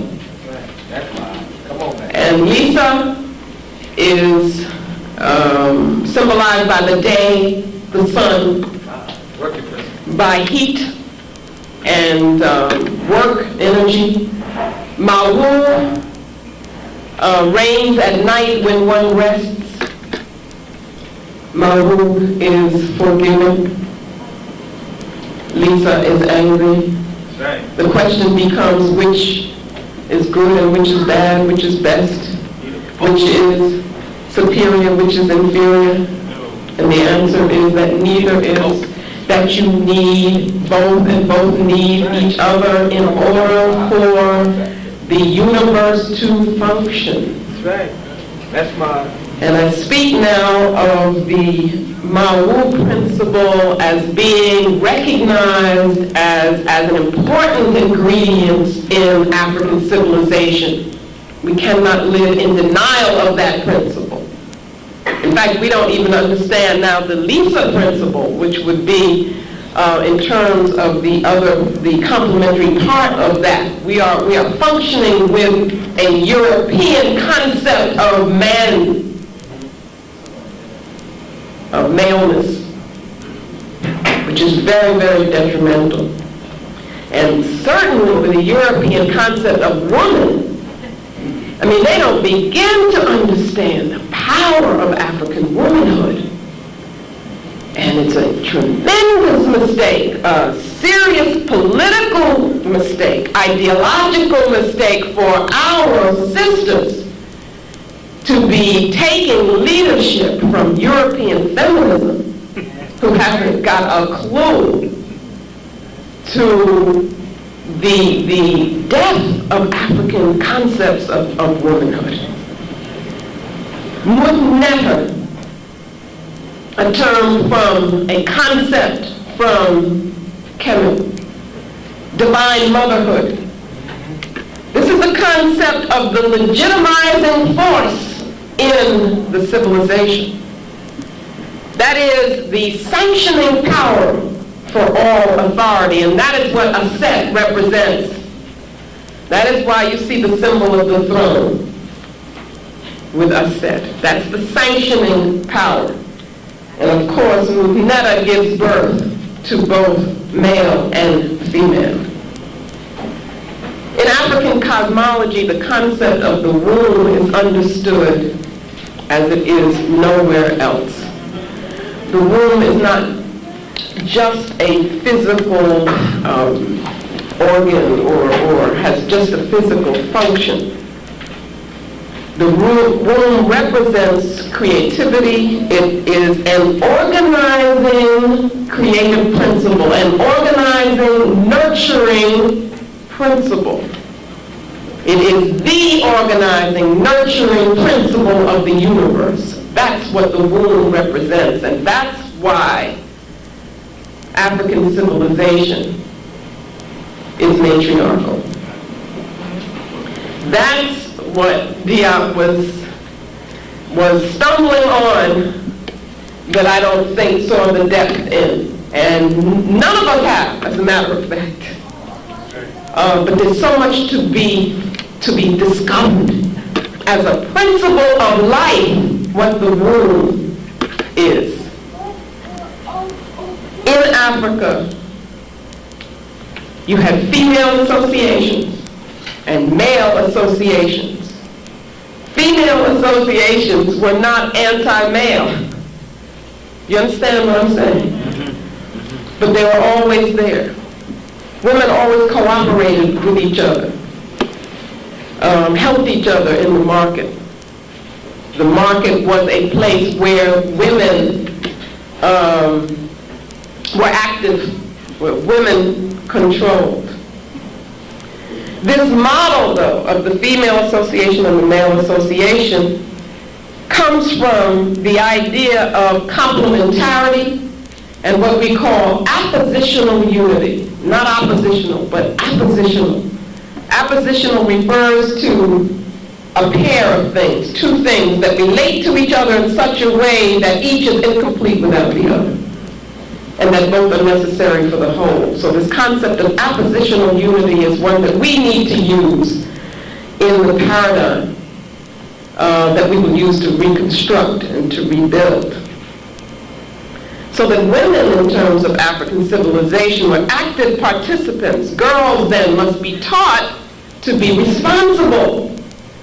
They're taught to be mothers. They're taught to be warriors. They're taught to make decisions. And they are taught to teach. That's a very important point.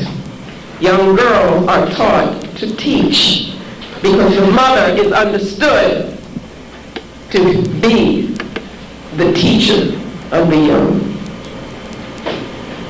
You've got to think about how powerful this model becomes once we realize it, once we cleanse ourselves of European of concepts. Men, of course, are taught to respect women. Men also, in African society, value children. And everybody in the community focuses on the children. Okay, that's something that we have moved away from at our detriment, to our detriment. So the children become central to the entire social organization. The role of the elders is essential. These are those who have already gone through those various processes. And so they are the ultimate teachers and custodians of the wisdom and must pass it on. And then we have Ma'at. Ma'at, as we know, represents truth, justice, righteousness. It also represents the harmonious order of the universe. It also represents the harmonious order within the person who is to be in tune with the universe. And therefore, Ma'at represents for us the highest standards of conduct. The highest standards of conduct. As Africans, you have a responsibility to live the most Ma'atic life that you can.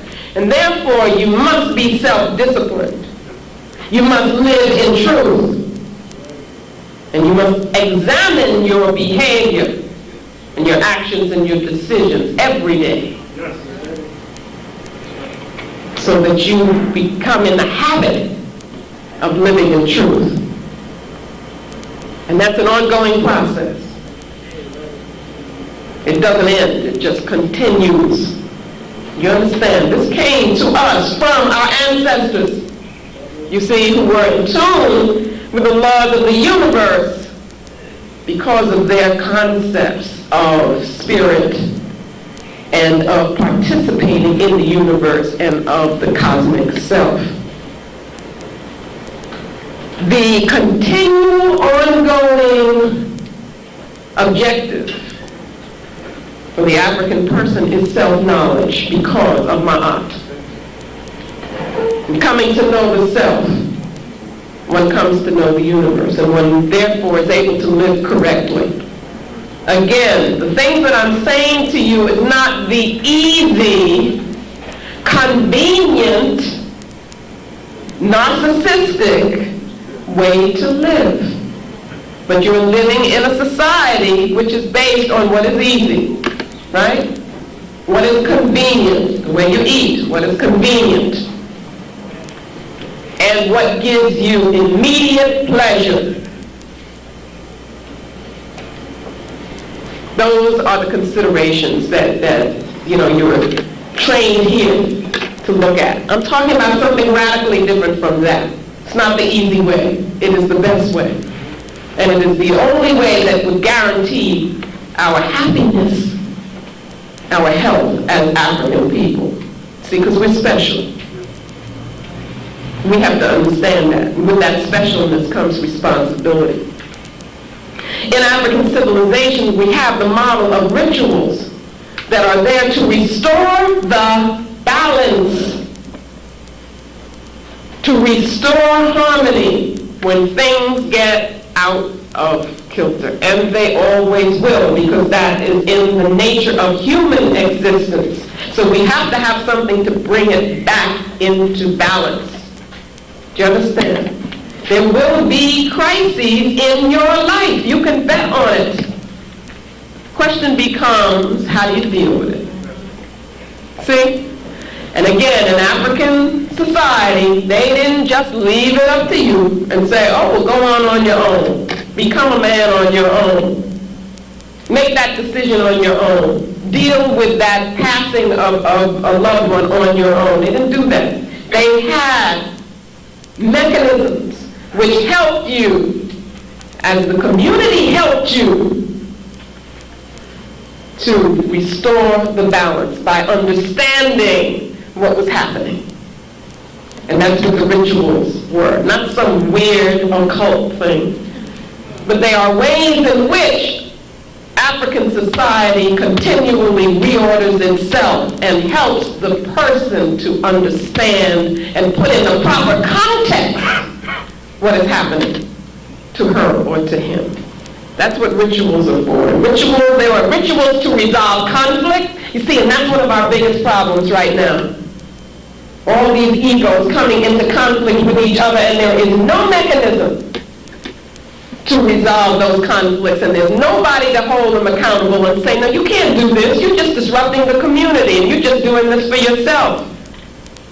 But in African civilization, there were rituals to resolve conflicts. Why? Because they did not want the community to be disrupted. Our ancestors were brilliant. They anticipated all of these things. There are rituals for cleansing, because periodically we need to be cleansed. And that's what we've got to be involved in. We really need that. We need to be creating rituals which will help us to cleanse ourselves. Just like your body needs to be cleansed, and you talk about fasting and so forth, which is very important, then you got to understand that also the spirit needs that. The mind needs that. We need that. As a community, we need to come together periodically and cleanse ourselves of all those petty things that we think are differences between us, and of all those things that we have taken on from the Europeans without even realizing it, that are getting in the way of us relating to each other. So we need cleansing, healing, rituals. In African civilization, we have concepts of sacred time that go beyond lineal time. Sacred time and sacred space. We have an African term, Hantu, which means sacred time and sacred space. That where we can come into a situation, have an experience, and join with our sacred past. Because we're able to transcend lineal time, which separates past, present, and future, and we experience that all as a whole. We do that in our sacred ceremonies. And if we don't do that, then our psyche is not fed with the kind of experience that we need that keeps us strong and gives us clarity, you see. So we must have experiences which allow us to transcend ordinary, profane reality. That's Hantu, you said? Yes, Hantu. I'm just using that term as, it's from Bantu language, to mean sacred time and sacred space. Kagame used that term. And then sexuality, which I talked about before. In the African conception, we must also understand sexuality on a metaphysical level, on a spiritual level. We must understand that as the principles of Mawu and Lisa coming together, as the female and the male principles coming together, because through their interaction, through the exchange of their energies, the universe keeps going. Do you understand? And through that exchange of energy, energy is created. It keeps the universe in equilibrium, and harmony is reinforced. You see the level on which I'm talking about sexuality becomes something very different. Becomes life-giving. It is understood as ritual, which strengthens our life force. It is understood as the recreation of being, as an imitation of divine forces. And if we don't understand it that way, then sexual behavior depletes our energy. It takes away from us. It weakens us. If we do understand it this way, then it becomes sacred, it becomes special, and must be shared only in sacred, special circumstance, at sacred, special times. And then the question of meaning. African life cannot be lived without meaning. We can't live that way. And that's what we're trying to do now. And what Cambone calls African self-extension orientation, or the African Asili, what I call the African Asili, must have meaning for existence. There must be meaning in life. We must connect always with the whole, okay, with the one. We have to understand how what we do connects us with the whole. That gives us meaning. the context for us becomes the most important thing. The context becomes most important. It is context that gives you meaning. Nature for us shows us the sacred meanings of the cosmos. We live close to nature. So we have to understand what it means for us to be living only in concrete structures that separate us from the environment. We have to understand what that does to the African being. To live where you don't see the sky. To live where you don't touch the earth. Where you don't have trees around you. We begin thinking a tree is a trivial thing. It isn't. Changes your whole being when you are close to these things in terms of breathing, oxygen, all kinds of things. I'm saying this to say that as we plan, because remember we're planning for the African future, then we've got to also think about where we're going to be, what it's going to look like. We have to create our environment. We have to create that environment that is best for African people, and clearly this is not the best environment for African people.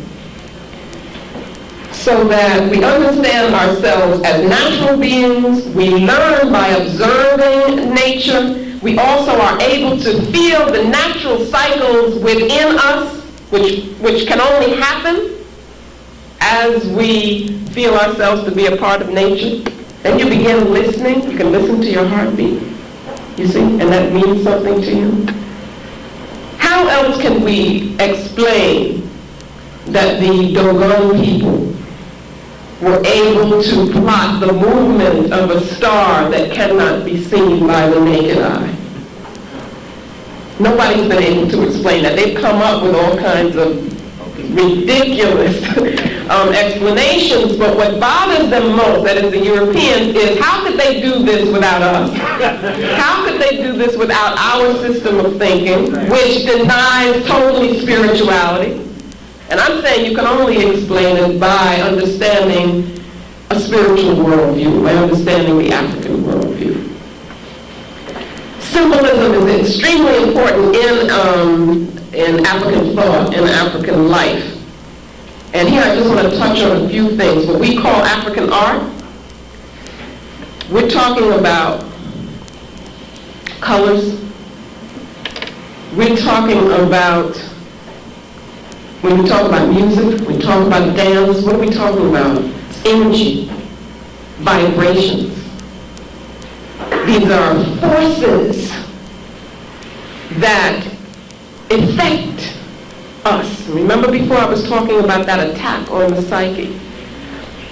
In African civilization, our ancestors understood very well the power of symbols, the power of imagery, the power of creating something with various materials. That's why the masks were so powerful, because they would be used to make something happen.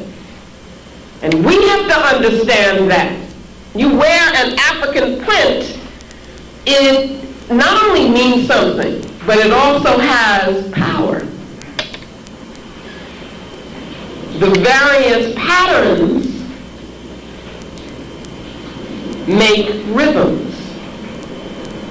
And rhythm is the key to the universe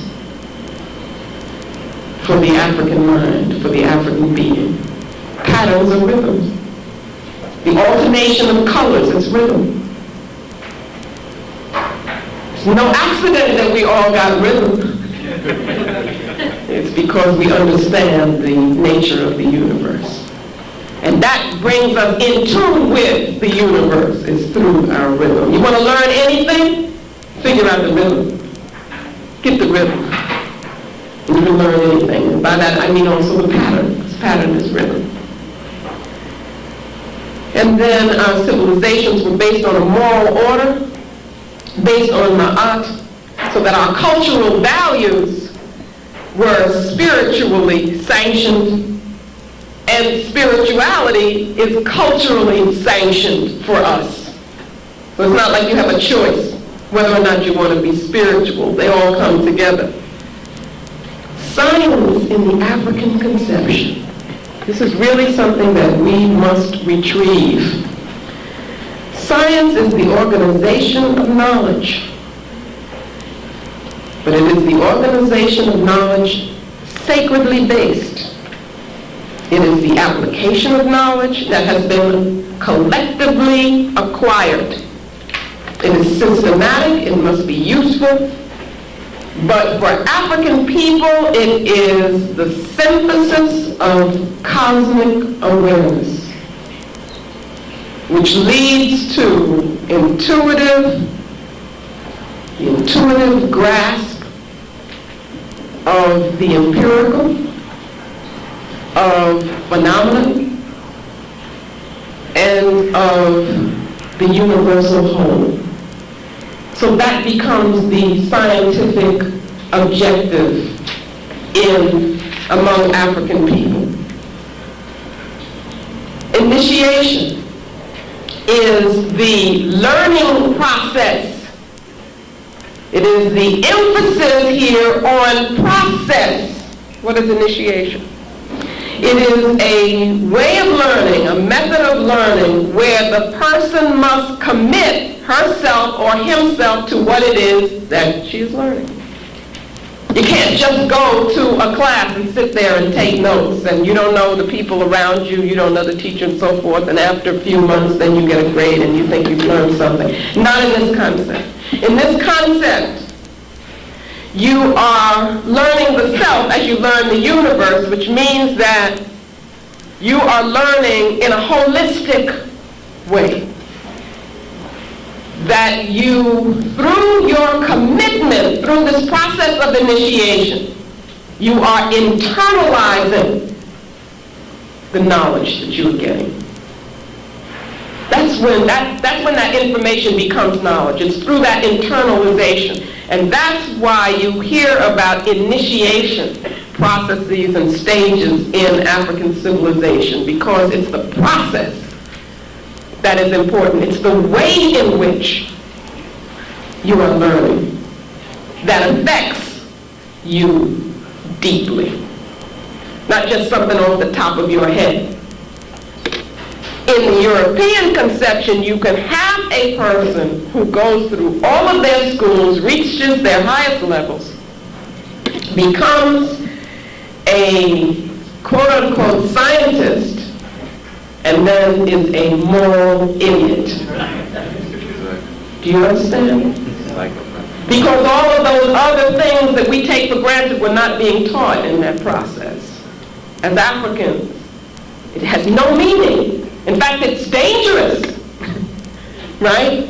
If you aren't learning yourself at the same time, you're not getting knowledge of self. If you are not having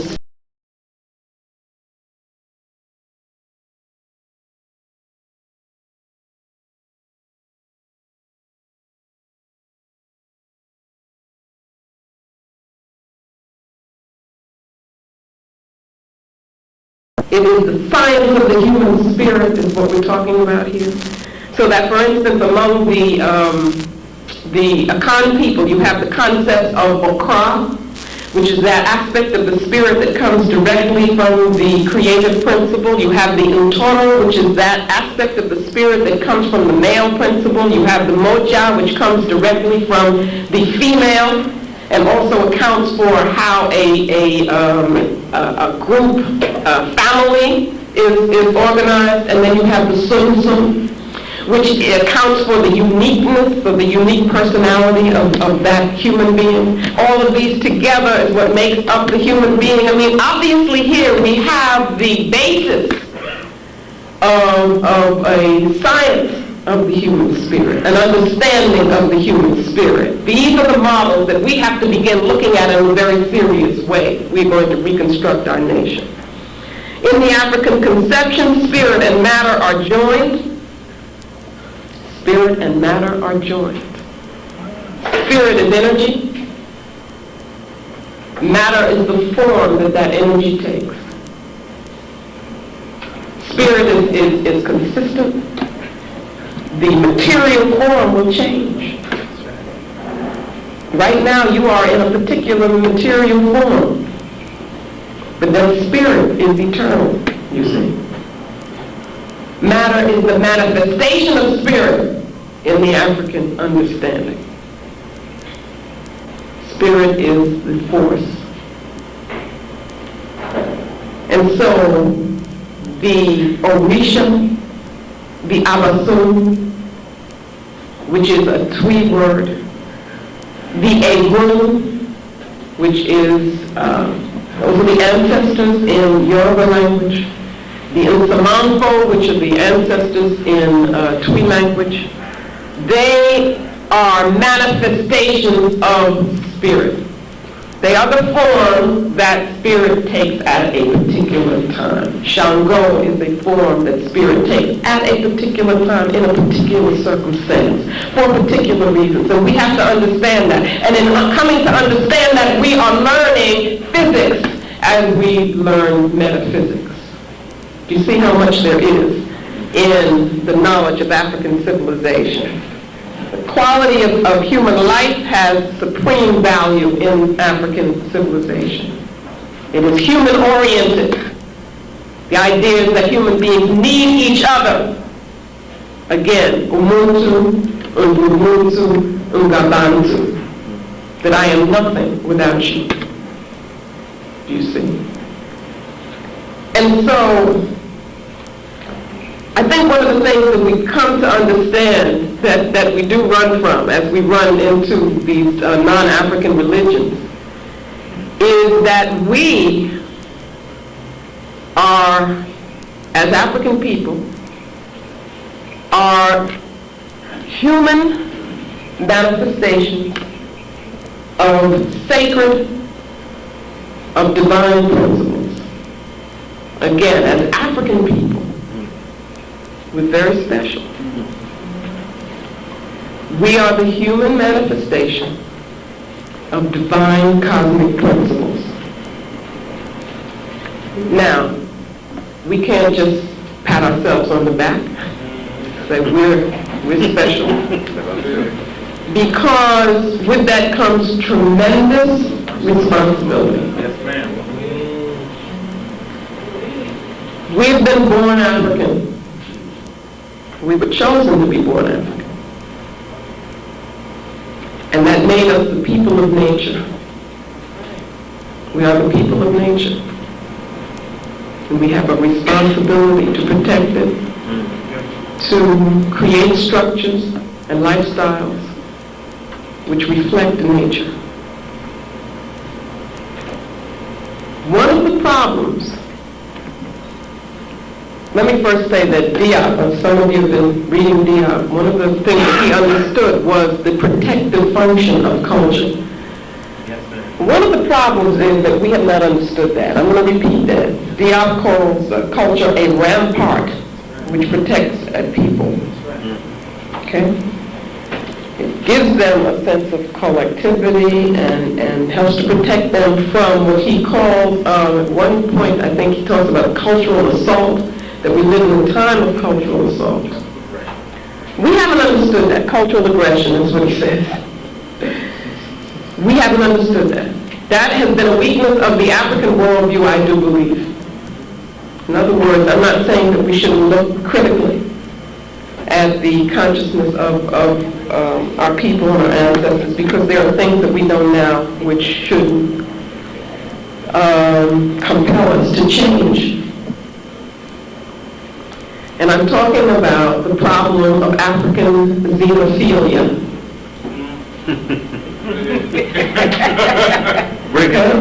Europeans are xenophobic, meaning that they have a fear and therefore a hatred of strangers, of anything that's different. Africans are xenophilic. We have an openness, I call it cosmopolitanism, an openness to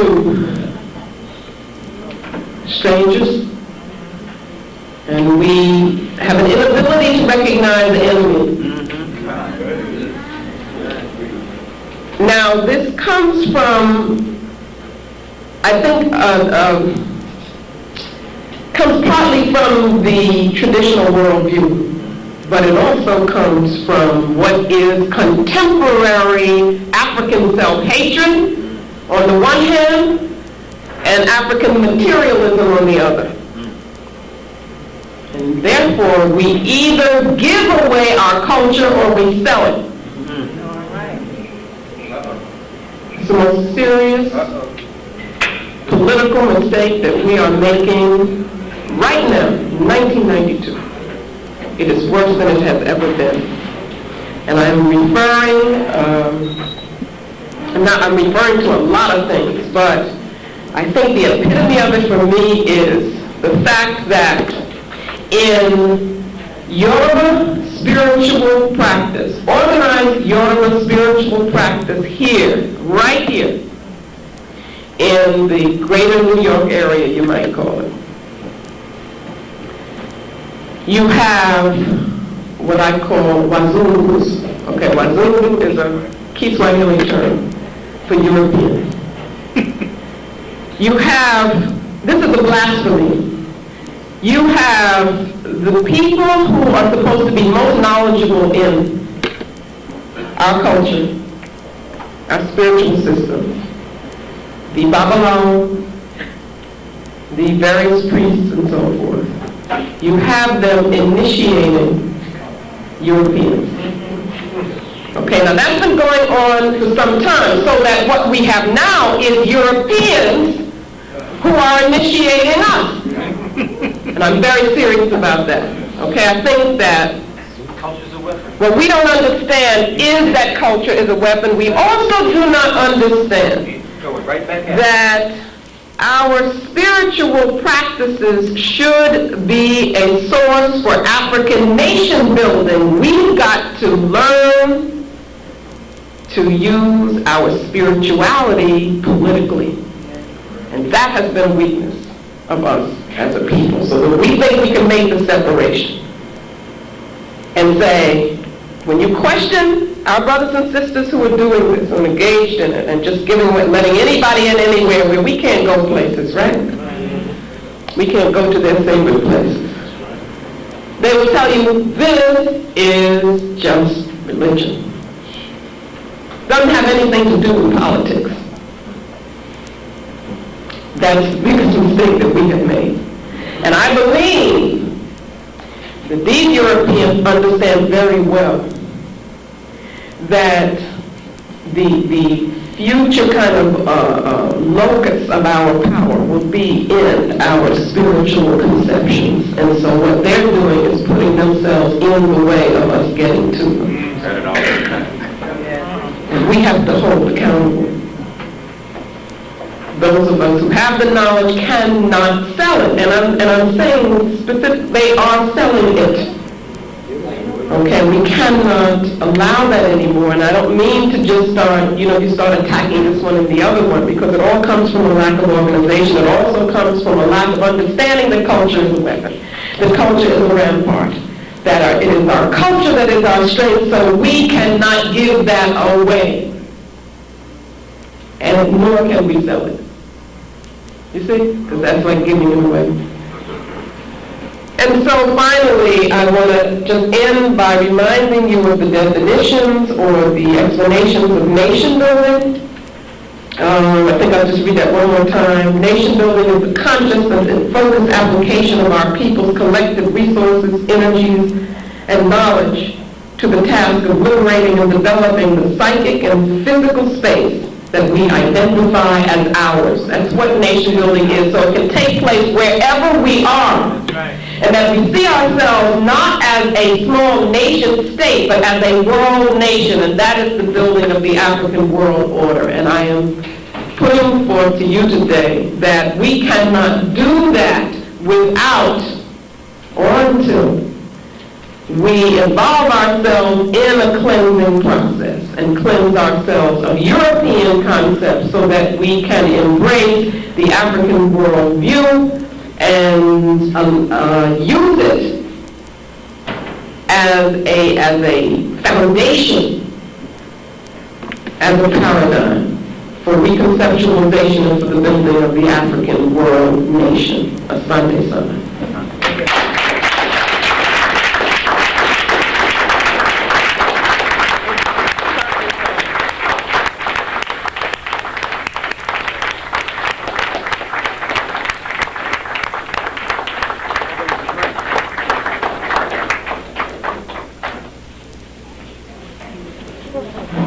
First of all, I wish to say Asante San to the sister. Last week when I told you not to miss the sister, now you understand why and how important and how significant was her contributions. Briefly, I just want to say I did shortchange her in her introduction. And as I told you, I just wanted to behave like a European and get to the lecture because I know she had a lot to say.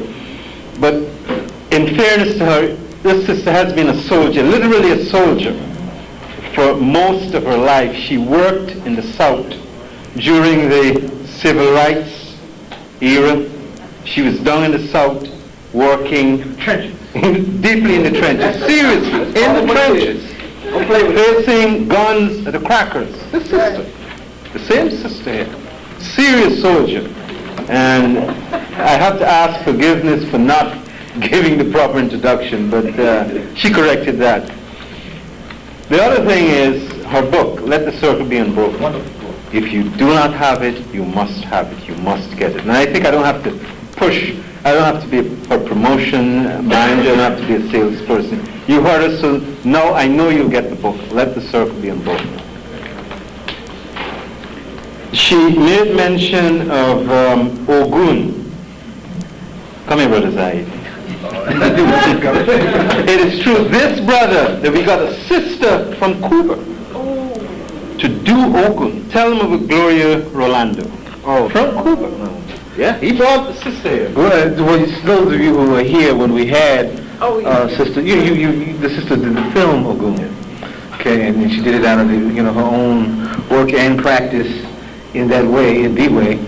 Okay, in revolutionary Cuba, where culture is alive and well and very central to that whole revolutionary Cuban personality that is so bold about without any compromise, even in the face of the New World Order.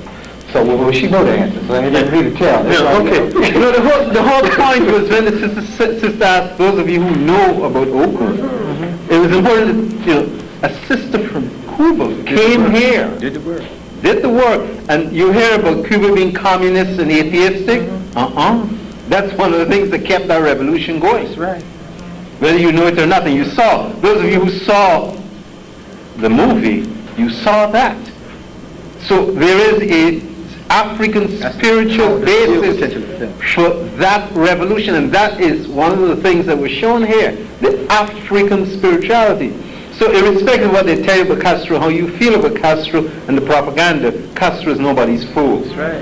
That's right. Castro knows where to tap into. Okay. He knows. That's why he's still here. Gorbachev is gone. Bush is gone. Garbage can. And all the others are gone. Fidel is still there. This is a clown. That's right. That's right. Now is gone. Kennedy's Okay. gone. They're all gone. All them folks. Fidel is still there. And they have Cuba by the throat. That's right. Hold on. Kennedy's gone. Long gone. Something else. Long gone. And it's important you understand the significance of what the sister said here today. The other person she made reference to was also here, our brother Cambon. You may know him as Joe Baldwin. He was here, right here. Right here, this summer. Right here this summer. So you see the connectiveness of all that she said. And what she did was just wrap it up, tie it up, synthesize it. You see the kind of teacher she is. And as I said, I'm sure that you will leave here a little different than you came in this afternoon. The sister is indeed a teacher that affects eternity. Can you imagine being in her class? Can you imagine coming out of her class after 3 months? Can we bring her here on Saturday? No. She has enough. I mean, she will kill me. Literally kill me. The sister don't play. I think you get that kind of feeling. And in fact, if you notice our new flyer, it is directly attributed to her because she's been holding our feet to the fire. And if my son was around, I would have tightened him up, because the most important symbol of the flyer was left, and that is a call to arms. That's right. And this sister is instrumental in that message, a call to arms. Bottom line, that's where we're going. Next week, the other sister will be come here, and as you can see, we've lined up the warrior sisters. That's right. She set the tone. About 92. Because after a while, the sisters have, the brothers just fall along in the job. The sisters have to come forward. All we'll have to do is run and say, no, okay, sisters. We recognize our responsibility. We know what has to be done. Thank you. And we take it from that level. But the sisters are now taking the lead up front. So next week we'll be having Baina Bello, sister from IT. The following week we'll be having Sophia Bukari Austin, and this time I'll get it right. Prisoner of war from the Black Liberation Army. Serious. Heading up the work around Mumia. Heading up the work around free. We have to get this brother free. And I'm sure that Zaid told you, it's on Wednesday? Yes. Wednesday. Make sure you get in touch with Zaid, 622-2505. Yeah. For information. 622. Flyers are out. There's some in the back. Okay, flyers in the back. They're moving in Philadelphia because Shut it down. you have to get this brother out. This brother is indeed a political prisoner, and he will not be sacrificed. I mean, you see all these murderers walking free. I'm just stretching the time out so the sister can have another 5 minutes. And what I didn't say before, I'll say now about the military intervention in Somalia for humanitarian reasons. Someone told me that doublespeak was over. If you've ever heard doublespeak, you just heard it. Get some new stuff. Seriously, military intervention for humanitarian purposes. And, you know, when we talk about knowing our history, you have to understand that African people get caught up in this same death trap time after time. The Egyptians found themselves in this trick bag.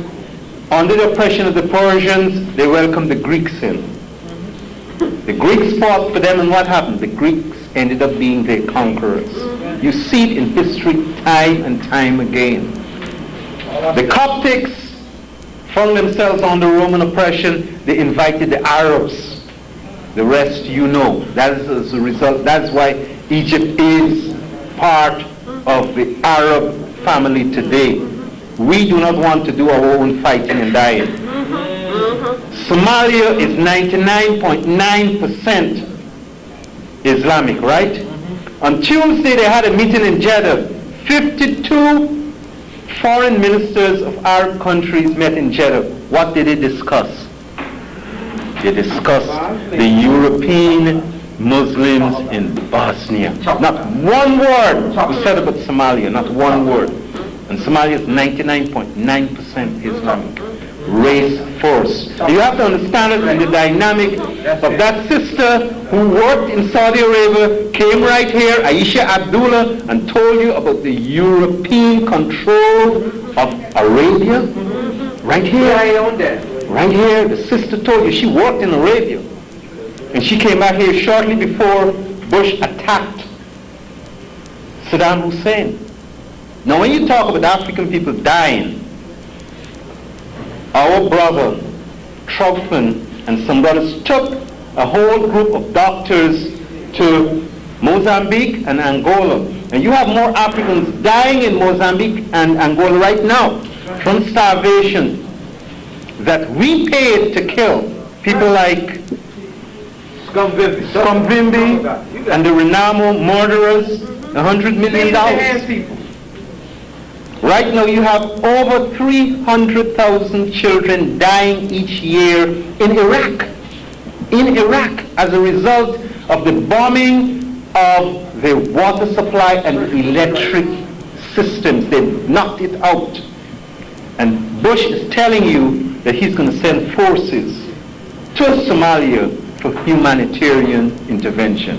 What about Iraq? What about those Iraqi children that are dying from diseases? You don't hear anything about that. You don't hear anything about the children in Mozambique. You don't hear anything about the children in Angola, where our tax dollars were used to blow up innocent children going to school. In fact, Dr. Troutman brought some of these children right here and treated them at St. Michael's Hospital, right here. African children walking to school, and they would put landmines in the passage. What's that got to do with anything? And those children are dying from starvation, they're dying from the lack of medical resources and medical treatment, all paid for by our tax dollars. And then Zion, I'm going to get to our favorite friend, Donald Payne. He threw us out of a meeting, right, Robert? Yes. Held a meeting in Essex County. We told him that we want him up front protesting the $100 million that was to have been given to Savimbi later in the week when Savimbi was here in 1991. Right there at Essex County College. Threw us out of the meeting. Because he was on the subcommittee discussing African affairs. That's right. Still is. That's right. He comes back, he visited Somalia, comes back and sits down with ministers. Which means that we have to, accountability, that's what I'm getting at. We have to get someone who is going to run in this 10th congressional district to send him a notice, because he is not going to sit in that Congress for another 40 years like Rodino. It's not going to happen. That's his frame of reference. It's not going to happen. He's not going to sit on our backs for 40 years. If he's not going to take certain stance. So the Somali people are welcoming American troops. People are out of their minds. When the Haitian sister come here next week, she'll tell you what American troops have done in Haiti for the period of time they were there. And it is as a result of that Haiti is so messed up today. They invaded Haiti about twice within this century, Nicaragua 3 times. And you know, we always say, do you know that there was an American who was president in Nicaragua? A man by the name of Walker? That's right. Serious? Damn cowboy. Serious? That's right. And America was president of Nicaragua. Right. Humanitarian intervention. They wanted to build that canal. Initially, they wanted to run the canal through Nicaragua. And the same Morgan family sent this bandit into Nicaragua. But the people in Nicaragua caught themselves and drove him out. And in that context, you have to understand why they got rid of Noriega. Noriega was their man. He was running their drugs. He was on their payroll. And they went in there and took him out, didn't they? That's right. They went in there and took him out. And that's who you're dealing with. And this is the spiritual side of where we have to come to grips with reciprocity on one hand, and what the Haitian brothers dealt with, vindication. And that is where that connection with the ancestors come in. Because we have to vindicate our ancestors for everything that they've done for us, and that's our responsibility. That's right. That's part of their accountability. That's right. It's part of their accountability. Serious. As Dr. Ben said, summing up, if you do not know your African history, you end up loving your enemies and hating your friends. Bottom line. You ready, sis? Yeah. Question answer. You ready? We ready over here? Okay, sisters and brothers, We ready over here? No our sister Marimba says that she's ready. Let's welcome her back for your questions.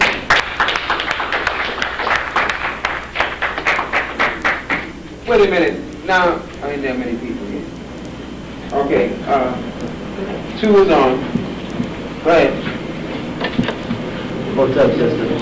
Again, I've had a chance to sit at your feet and gather the pearls from your lips.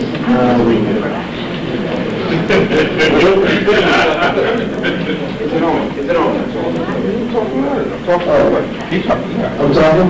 Yeah, you good.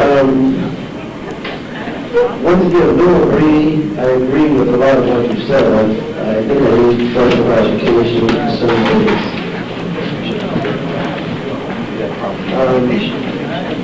First of all, Keep talking. Okay. You gotta give it no about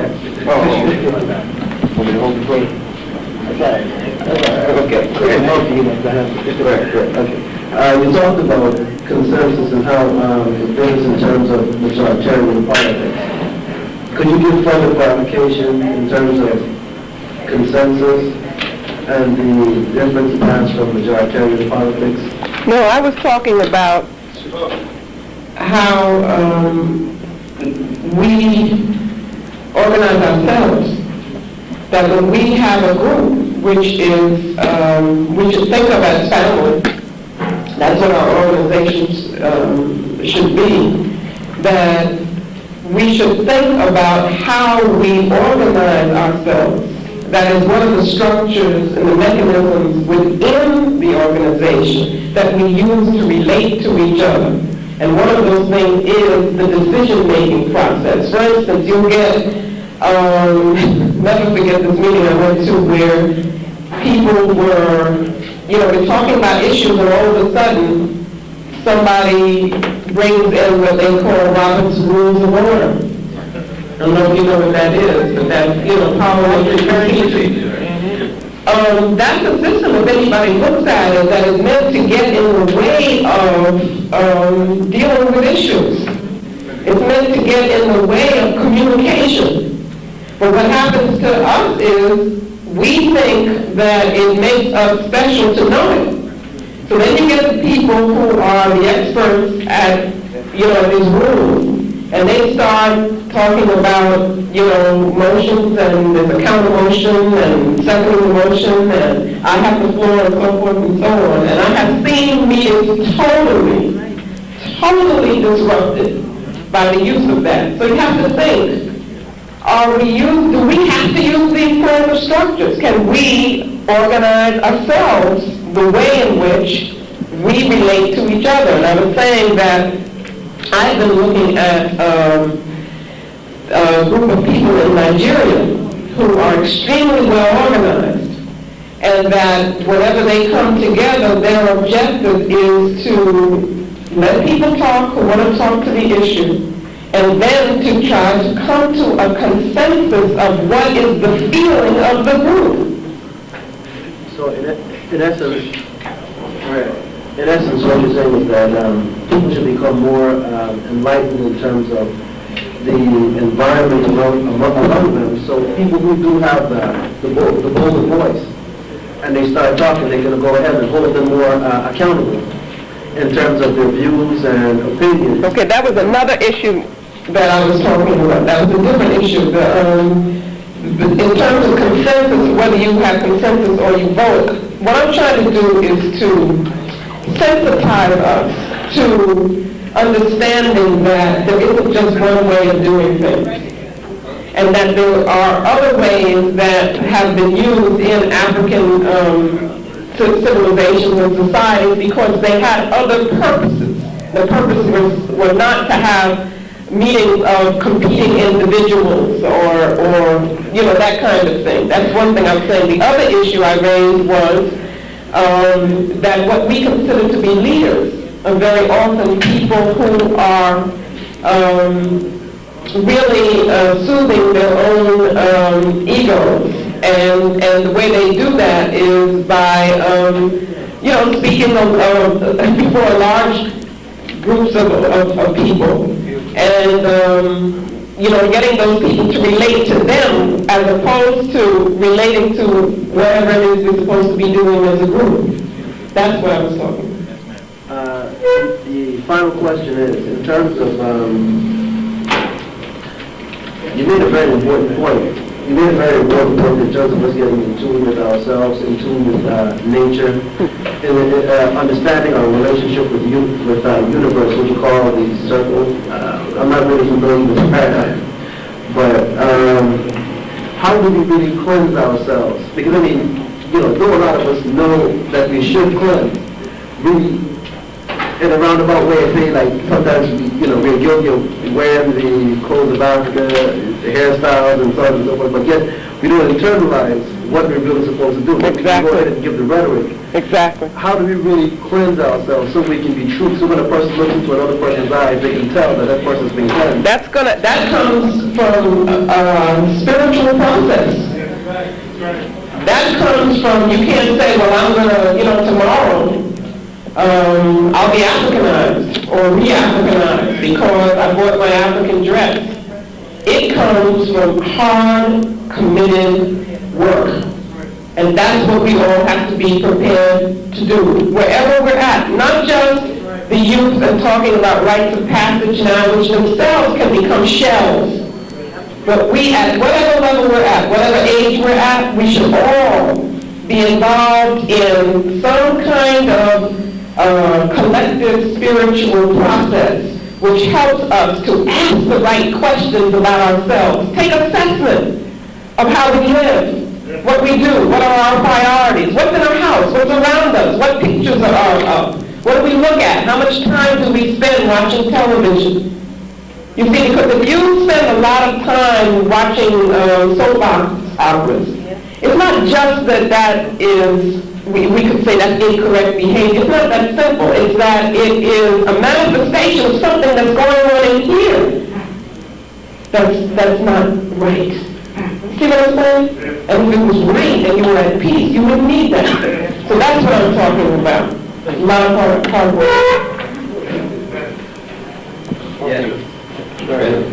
Yes, thank you, sister. Nice to see you again. I was speaking with sisters from the motherland recently, and the topic of fluidectomy and fibrillation came up. You're smiling. I knew it was going to come up. I was asking the person because they were at odds with each other about it. These sisters were at odds with each other. Could you speak to that, please? And do you mind if I sit down my leg? No, I can only speak to it in a very perfunctory manner, only because it's a very complex issue, and one of the problems that I have is the way that it's being dealt with, which is much too simplistic. And so I wouldn't want to do the same thing. Let me say that I've kind of laid the groundwork for what you have to do whenever you want to understand something that is done in terms of African civilization. You've got to look for the cosmological reasons, the spiritual reasons, the spiritual concepts that were behind it. Okay, that's one thing.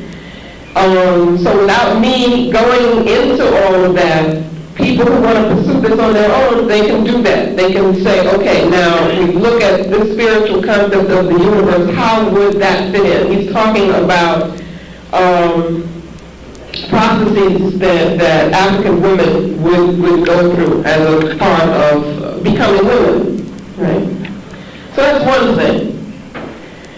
There's another thing that I said that people should use, and that is, we talked about the matriarchal, quote-unquote matriarchal, nature of African civilization. Every place you look, that's what you see, except where Islam is strong. Okay? You understand that? So that if we look at those societies, we're not looking at classical or traditional African societies. Now that means that women become extremely important. Women are not dependent in the sense of that they are these beings who just kind of sit around and wait for everybody else to, wait for men to do something for them. They are agriculturalists, they are food producers, they control the markets, and so forth. And in many societies, what you would find is that where you would have a male leader, you have the complementary female leader, like the Asambahini and the Asambahima, you have the Iyalode among the Yoruba people. So this is a common model because men and women are not the same. They are different, and that difference is complementary. So you have your male structures, or associations, and you have your female associations. Now, within that context, if you take something, for instance, like the Sunday Society, among the women of the Mende-speaking women and other groups, a huge traditional society which is thriving in contemporary times.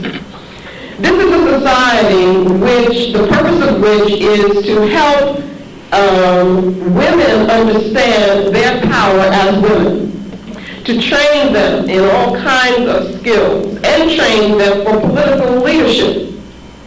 This is a society which also takes responsibility for bringing young girls into adulthood. Okay?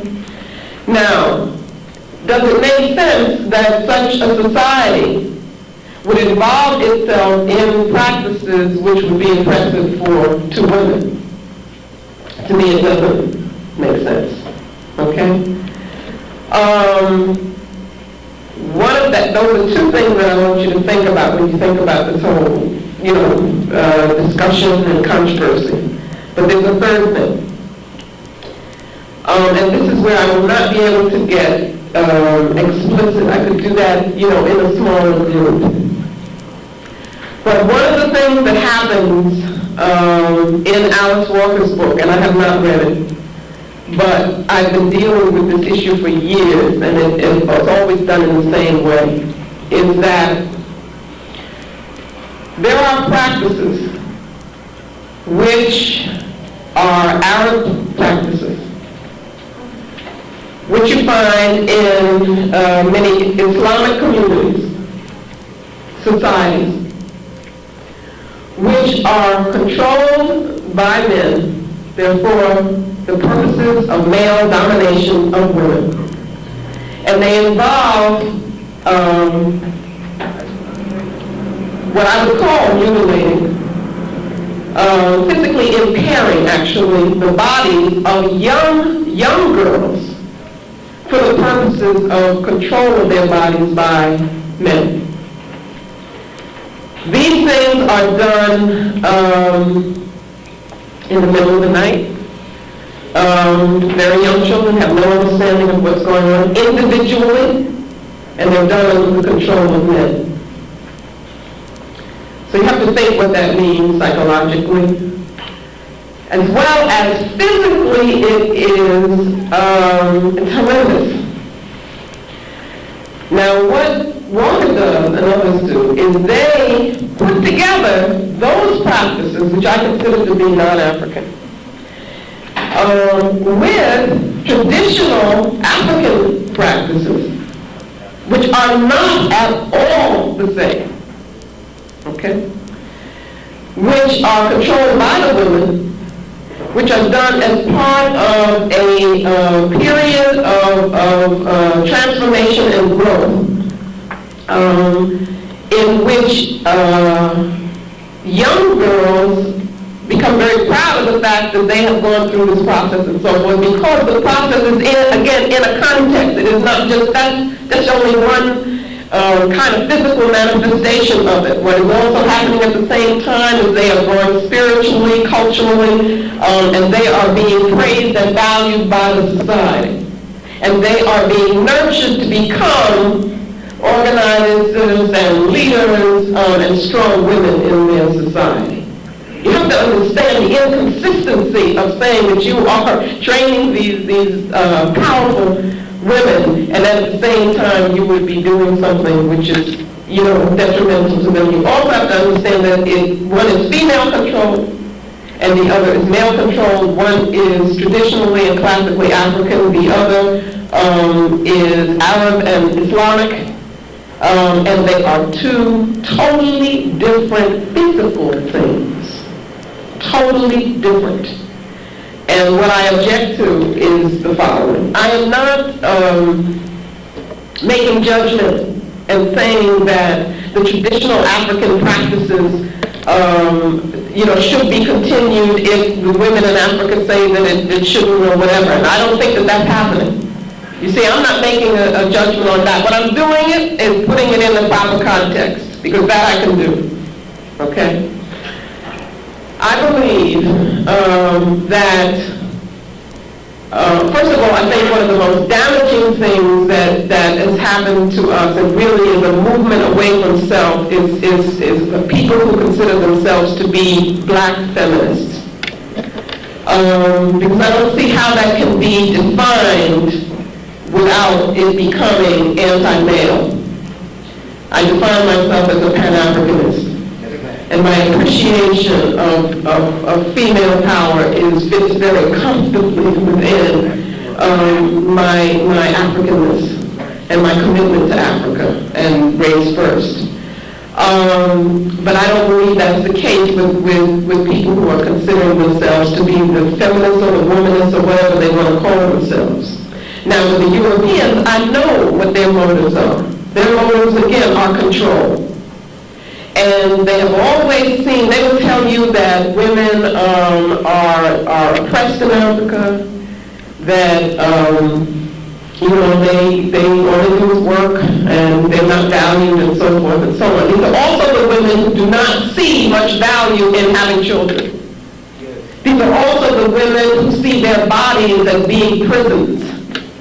That's not the way African women see their bodies. So that I believe what's happening now is that this whole hysteria around this particular issue that you have raised is being used as a justification for mainly European women going into Africa and saying, we will lead you. We will show you the way to be with us. And there's a lot of confusion that's happening because you get African women talking about, I want to be liberated, and to be liberated is to become European. You see? So that's what I think is happening, and I just heard about a group up at Riverside Church. It's based in Riverside Church. And these are European women who are organizing themselves to literally go into Africa and to save African women. Now, you know what happens when Europeans, it's the same kind of thing with Bush. I mean, we got to ask ourselves, why would they be going there? You see, it's not, and let me say something else, too, because I'm in a situation to really know this. Everybody needs us. These various movements need us. Europeans need us. The feminists need African women for their life. They recognize the power that is in us. And so you see them everywhere talking about feminism as though it included us in it. They want to, at Hunter College, I have to fight to teach courses about African women from an African perspective. Because they want that to be within, quote-unquote, women's studies. Women's studies has clearly, and certainly, I don't know about other places, but at Hunter, I can tell you, has an anti-male focus. And I refuse to cooperate with anything like that. And our people get in these courses not knowing what they're getting into, and they're very angry. You understand?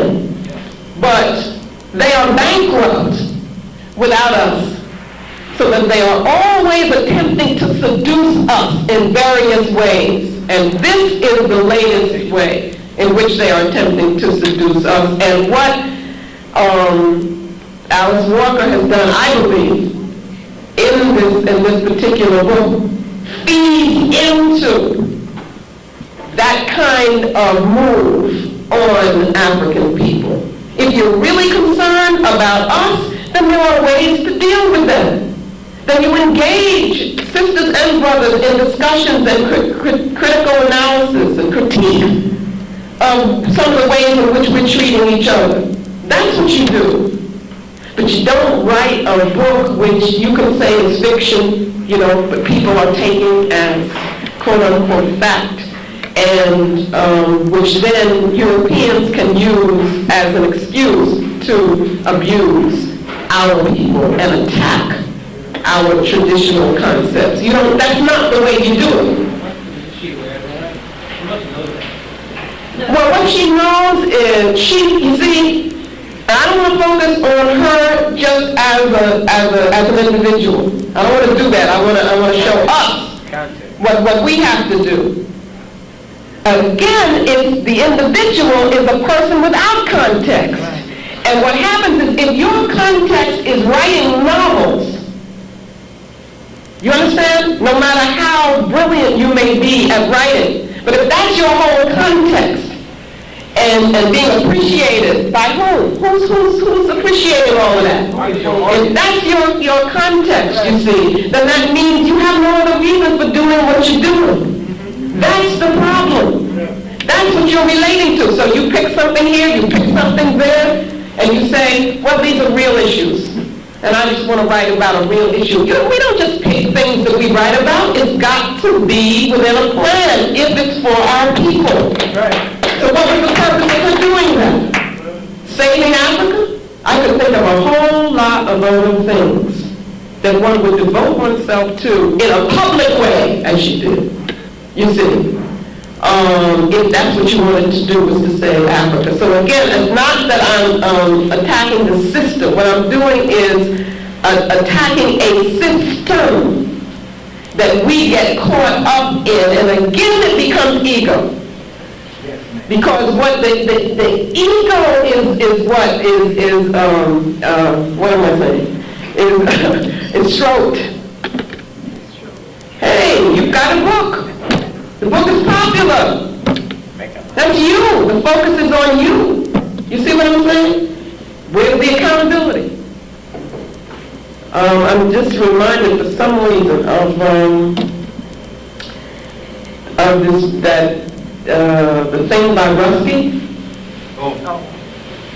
which, yeah, the only reason that I think that that's so interesting is here's this person who obviously didn't have commitments, you know, to Islam, but had been raised partly connected to it, who felt he could, you know, write about whatever he wanted to do. Well, there are other people who felt so strongly about their thing. That's right. They said, buddy, you don't do that to this.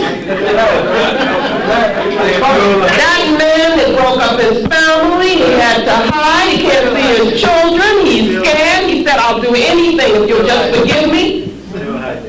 And all I'm saying is what it shows is that accountability. It shows how sacredly you take certain things. And I believe that the critique of Africa has to be done by African-centered people. That's what I'm saying, and not in a European press or to make money with a European book. And that's a very irresponsible thing to do, is how I believe. Okay? No, absolutely not. Absolutely not. I mean, the system looks a beautiful system, but she hasn't been grounded in the things that we're talking about. Yes. Yes, that's what happens. That we're scattered without that base to pull us in, to anchor us in. Okay, so that's what's happening to our women. What's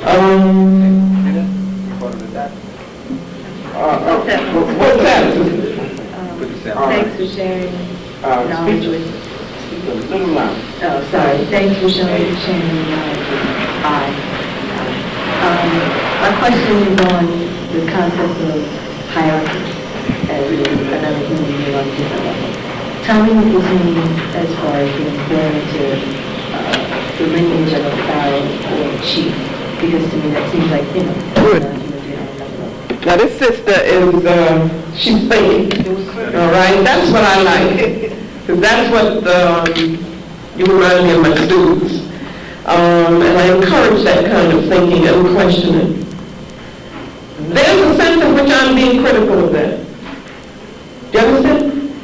Among the Ashanti people, there is the royal lineage. And it was from that lineage that the Asantehene would come. Couldn't come from another Abasua, we call it. Okay? Now, the explanation for that, if you look at Chancellor Williams, is that that particular line is considered to have been directly descended from the first people who founded the society. Okay, that's what he said. He said that's what the royal lineage is. You also have to understand the concept of leadership, where the leader, he says leaders, not rulers, that the leader must make decisions that are in agreement with what the people feel, and the elders tell them it's okay, otherwise they will be put out, okay? But there is a brilliant work to it. 2,000 Seasons. Thank you. By Aigwe Oma, who was raising the hard questions, and The Healers by Aigwe Oma. And he's saying that what happened to us, and he's not talking about Europeans yet, is that we forgot the meaning of the way, so that what you got were people put in those positions who were not whole, and who used them to have control over the people. And Beatty calls them parasites. Okay, and then once you do that, you don't have reciprocity, you don't have the way. Then it's the hierarchy, meaning I control you. In The Healers, he raises some very deep questions about, well, let me say how I feel. I don't feel as African people that we should make distinctions between ourselves that say that that group is lesser than this group. That's what I believe. And so what I'm saying is that if we are to reconstruct now, that we would all be bound. That we would not have one line of people who is seen to be in the position of being leadership, and other people have, lesser roles that they are to play. So, don't get me wrong. Yeah. Don't get me wrong, I'm not siding with Europeans at all. But from that, can you say that the idea of hierarchy is exclusively European? Good question. Very good question. No, in a sense you're right. Of course, there's probably differences in terms of how there is a difference in the concept. But you have two hierarchies, but it was what one was, the role that one played and the role that the other played, very different things. For instance, if we even look at Kemet, as I understand it, the pharaoh participated in the work groups that were building the pyramids. Had a period of time when in fact he had to devote to that as well, and was seen as a servant of the people. So that in one sense you could say it's a hierarchy if you're looking from outside in. You see what I'm saying? But if you understood what was the philosophy of the civilization, then it wasn't hierarchy. It was that this one has this role, this one has that, and so forth and so on. You see what I'm saying? But where the European comes in, or even not the European, but where the problem comes in is when we move away from the way, when we move away from the spirit of the organization. Then the hierarchy, it becomes a hierarchy, and it becomes exploitative, you see, of others. Okay? But I think it's an excellent question because we can't just focus on, and that's what Armand does.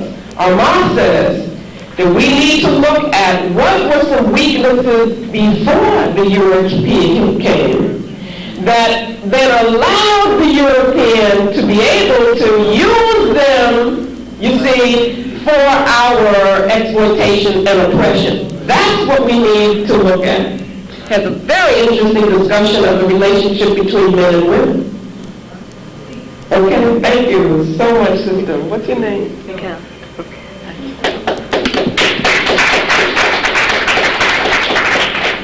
Sister, your lesson tonight was very informative. And when you were saying about that we needed to be cleansed, what I'm going to say is a question and also a statement. I lived in Ghana for 11 and a half years. And after I was there for about 2 years, I got friendly with all the neighbors there. And one day, Mrs. Wade and I, we met a neighbor, and he said that the town has gotten to be quite a town since you white people came. And I was sort of insulted that he said that. I'm thinking African man coming home.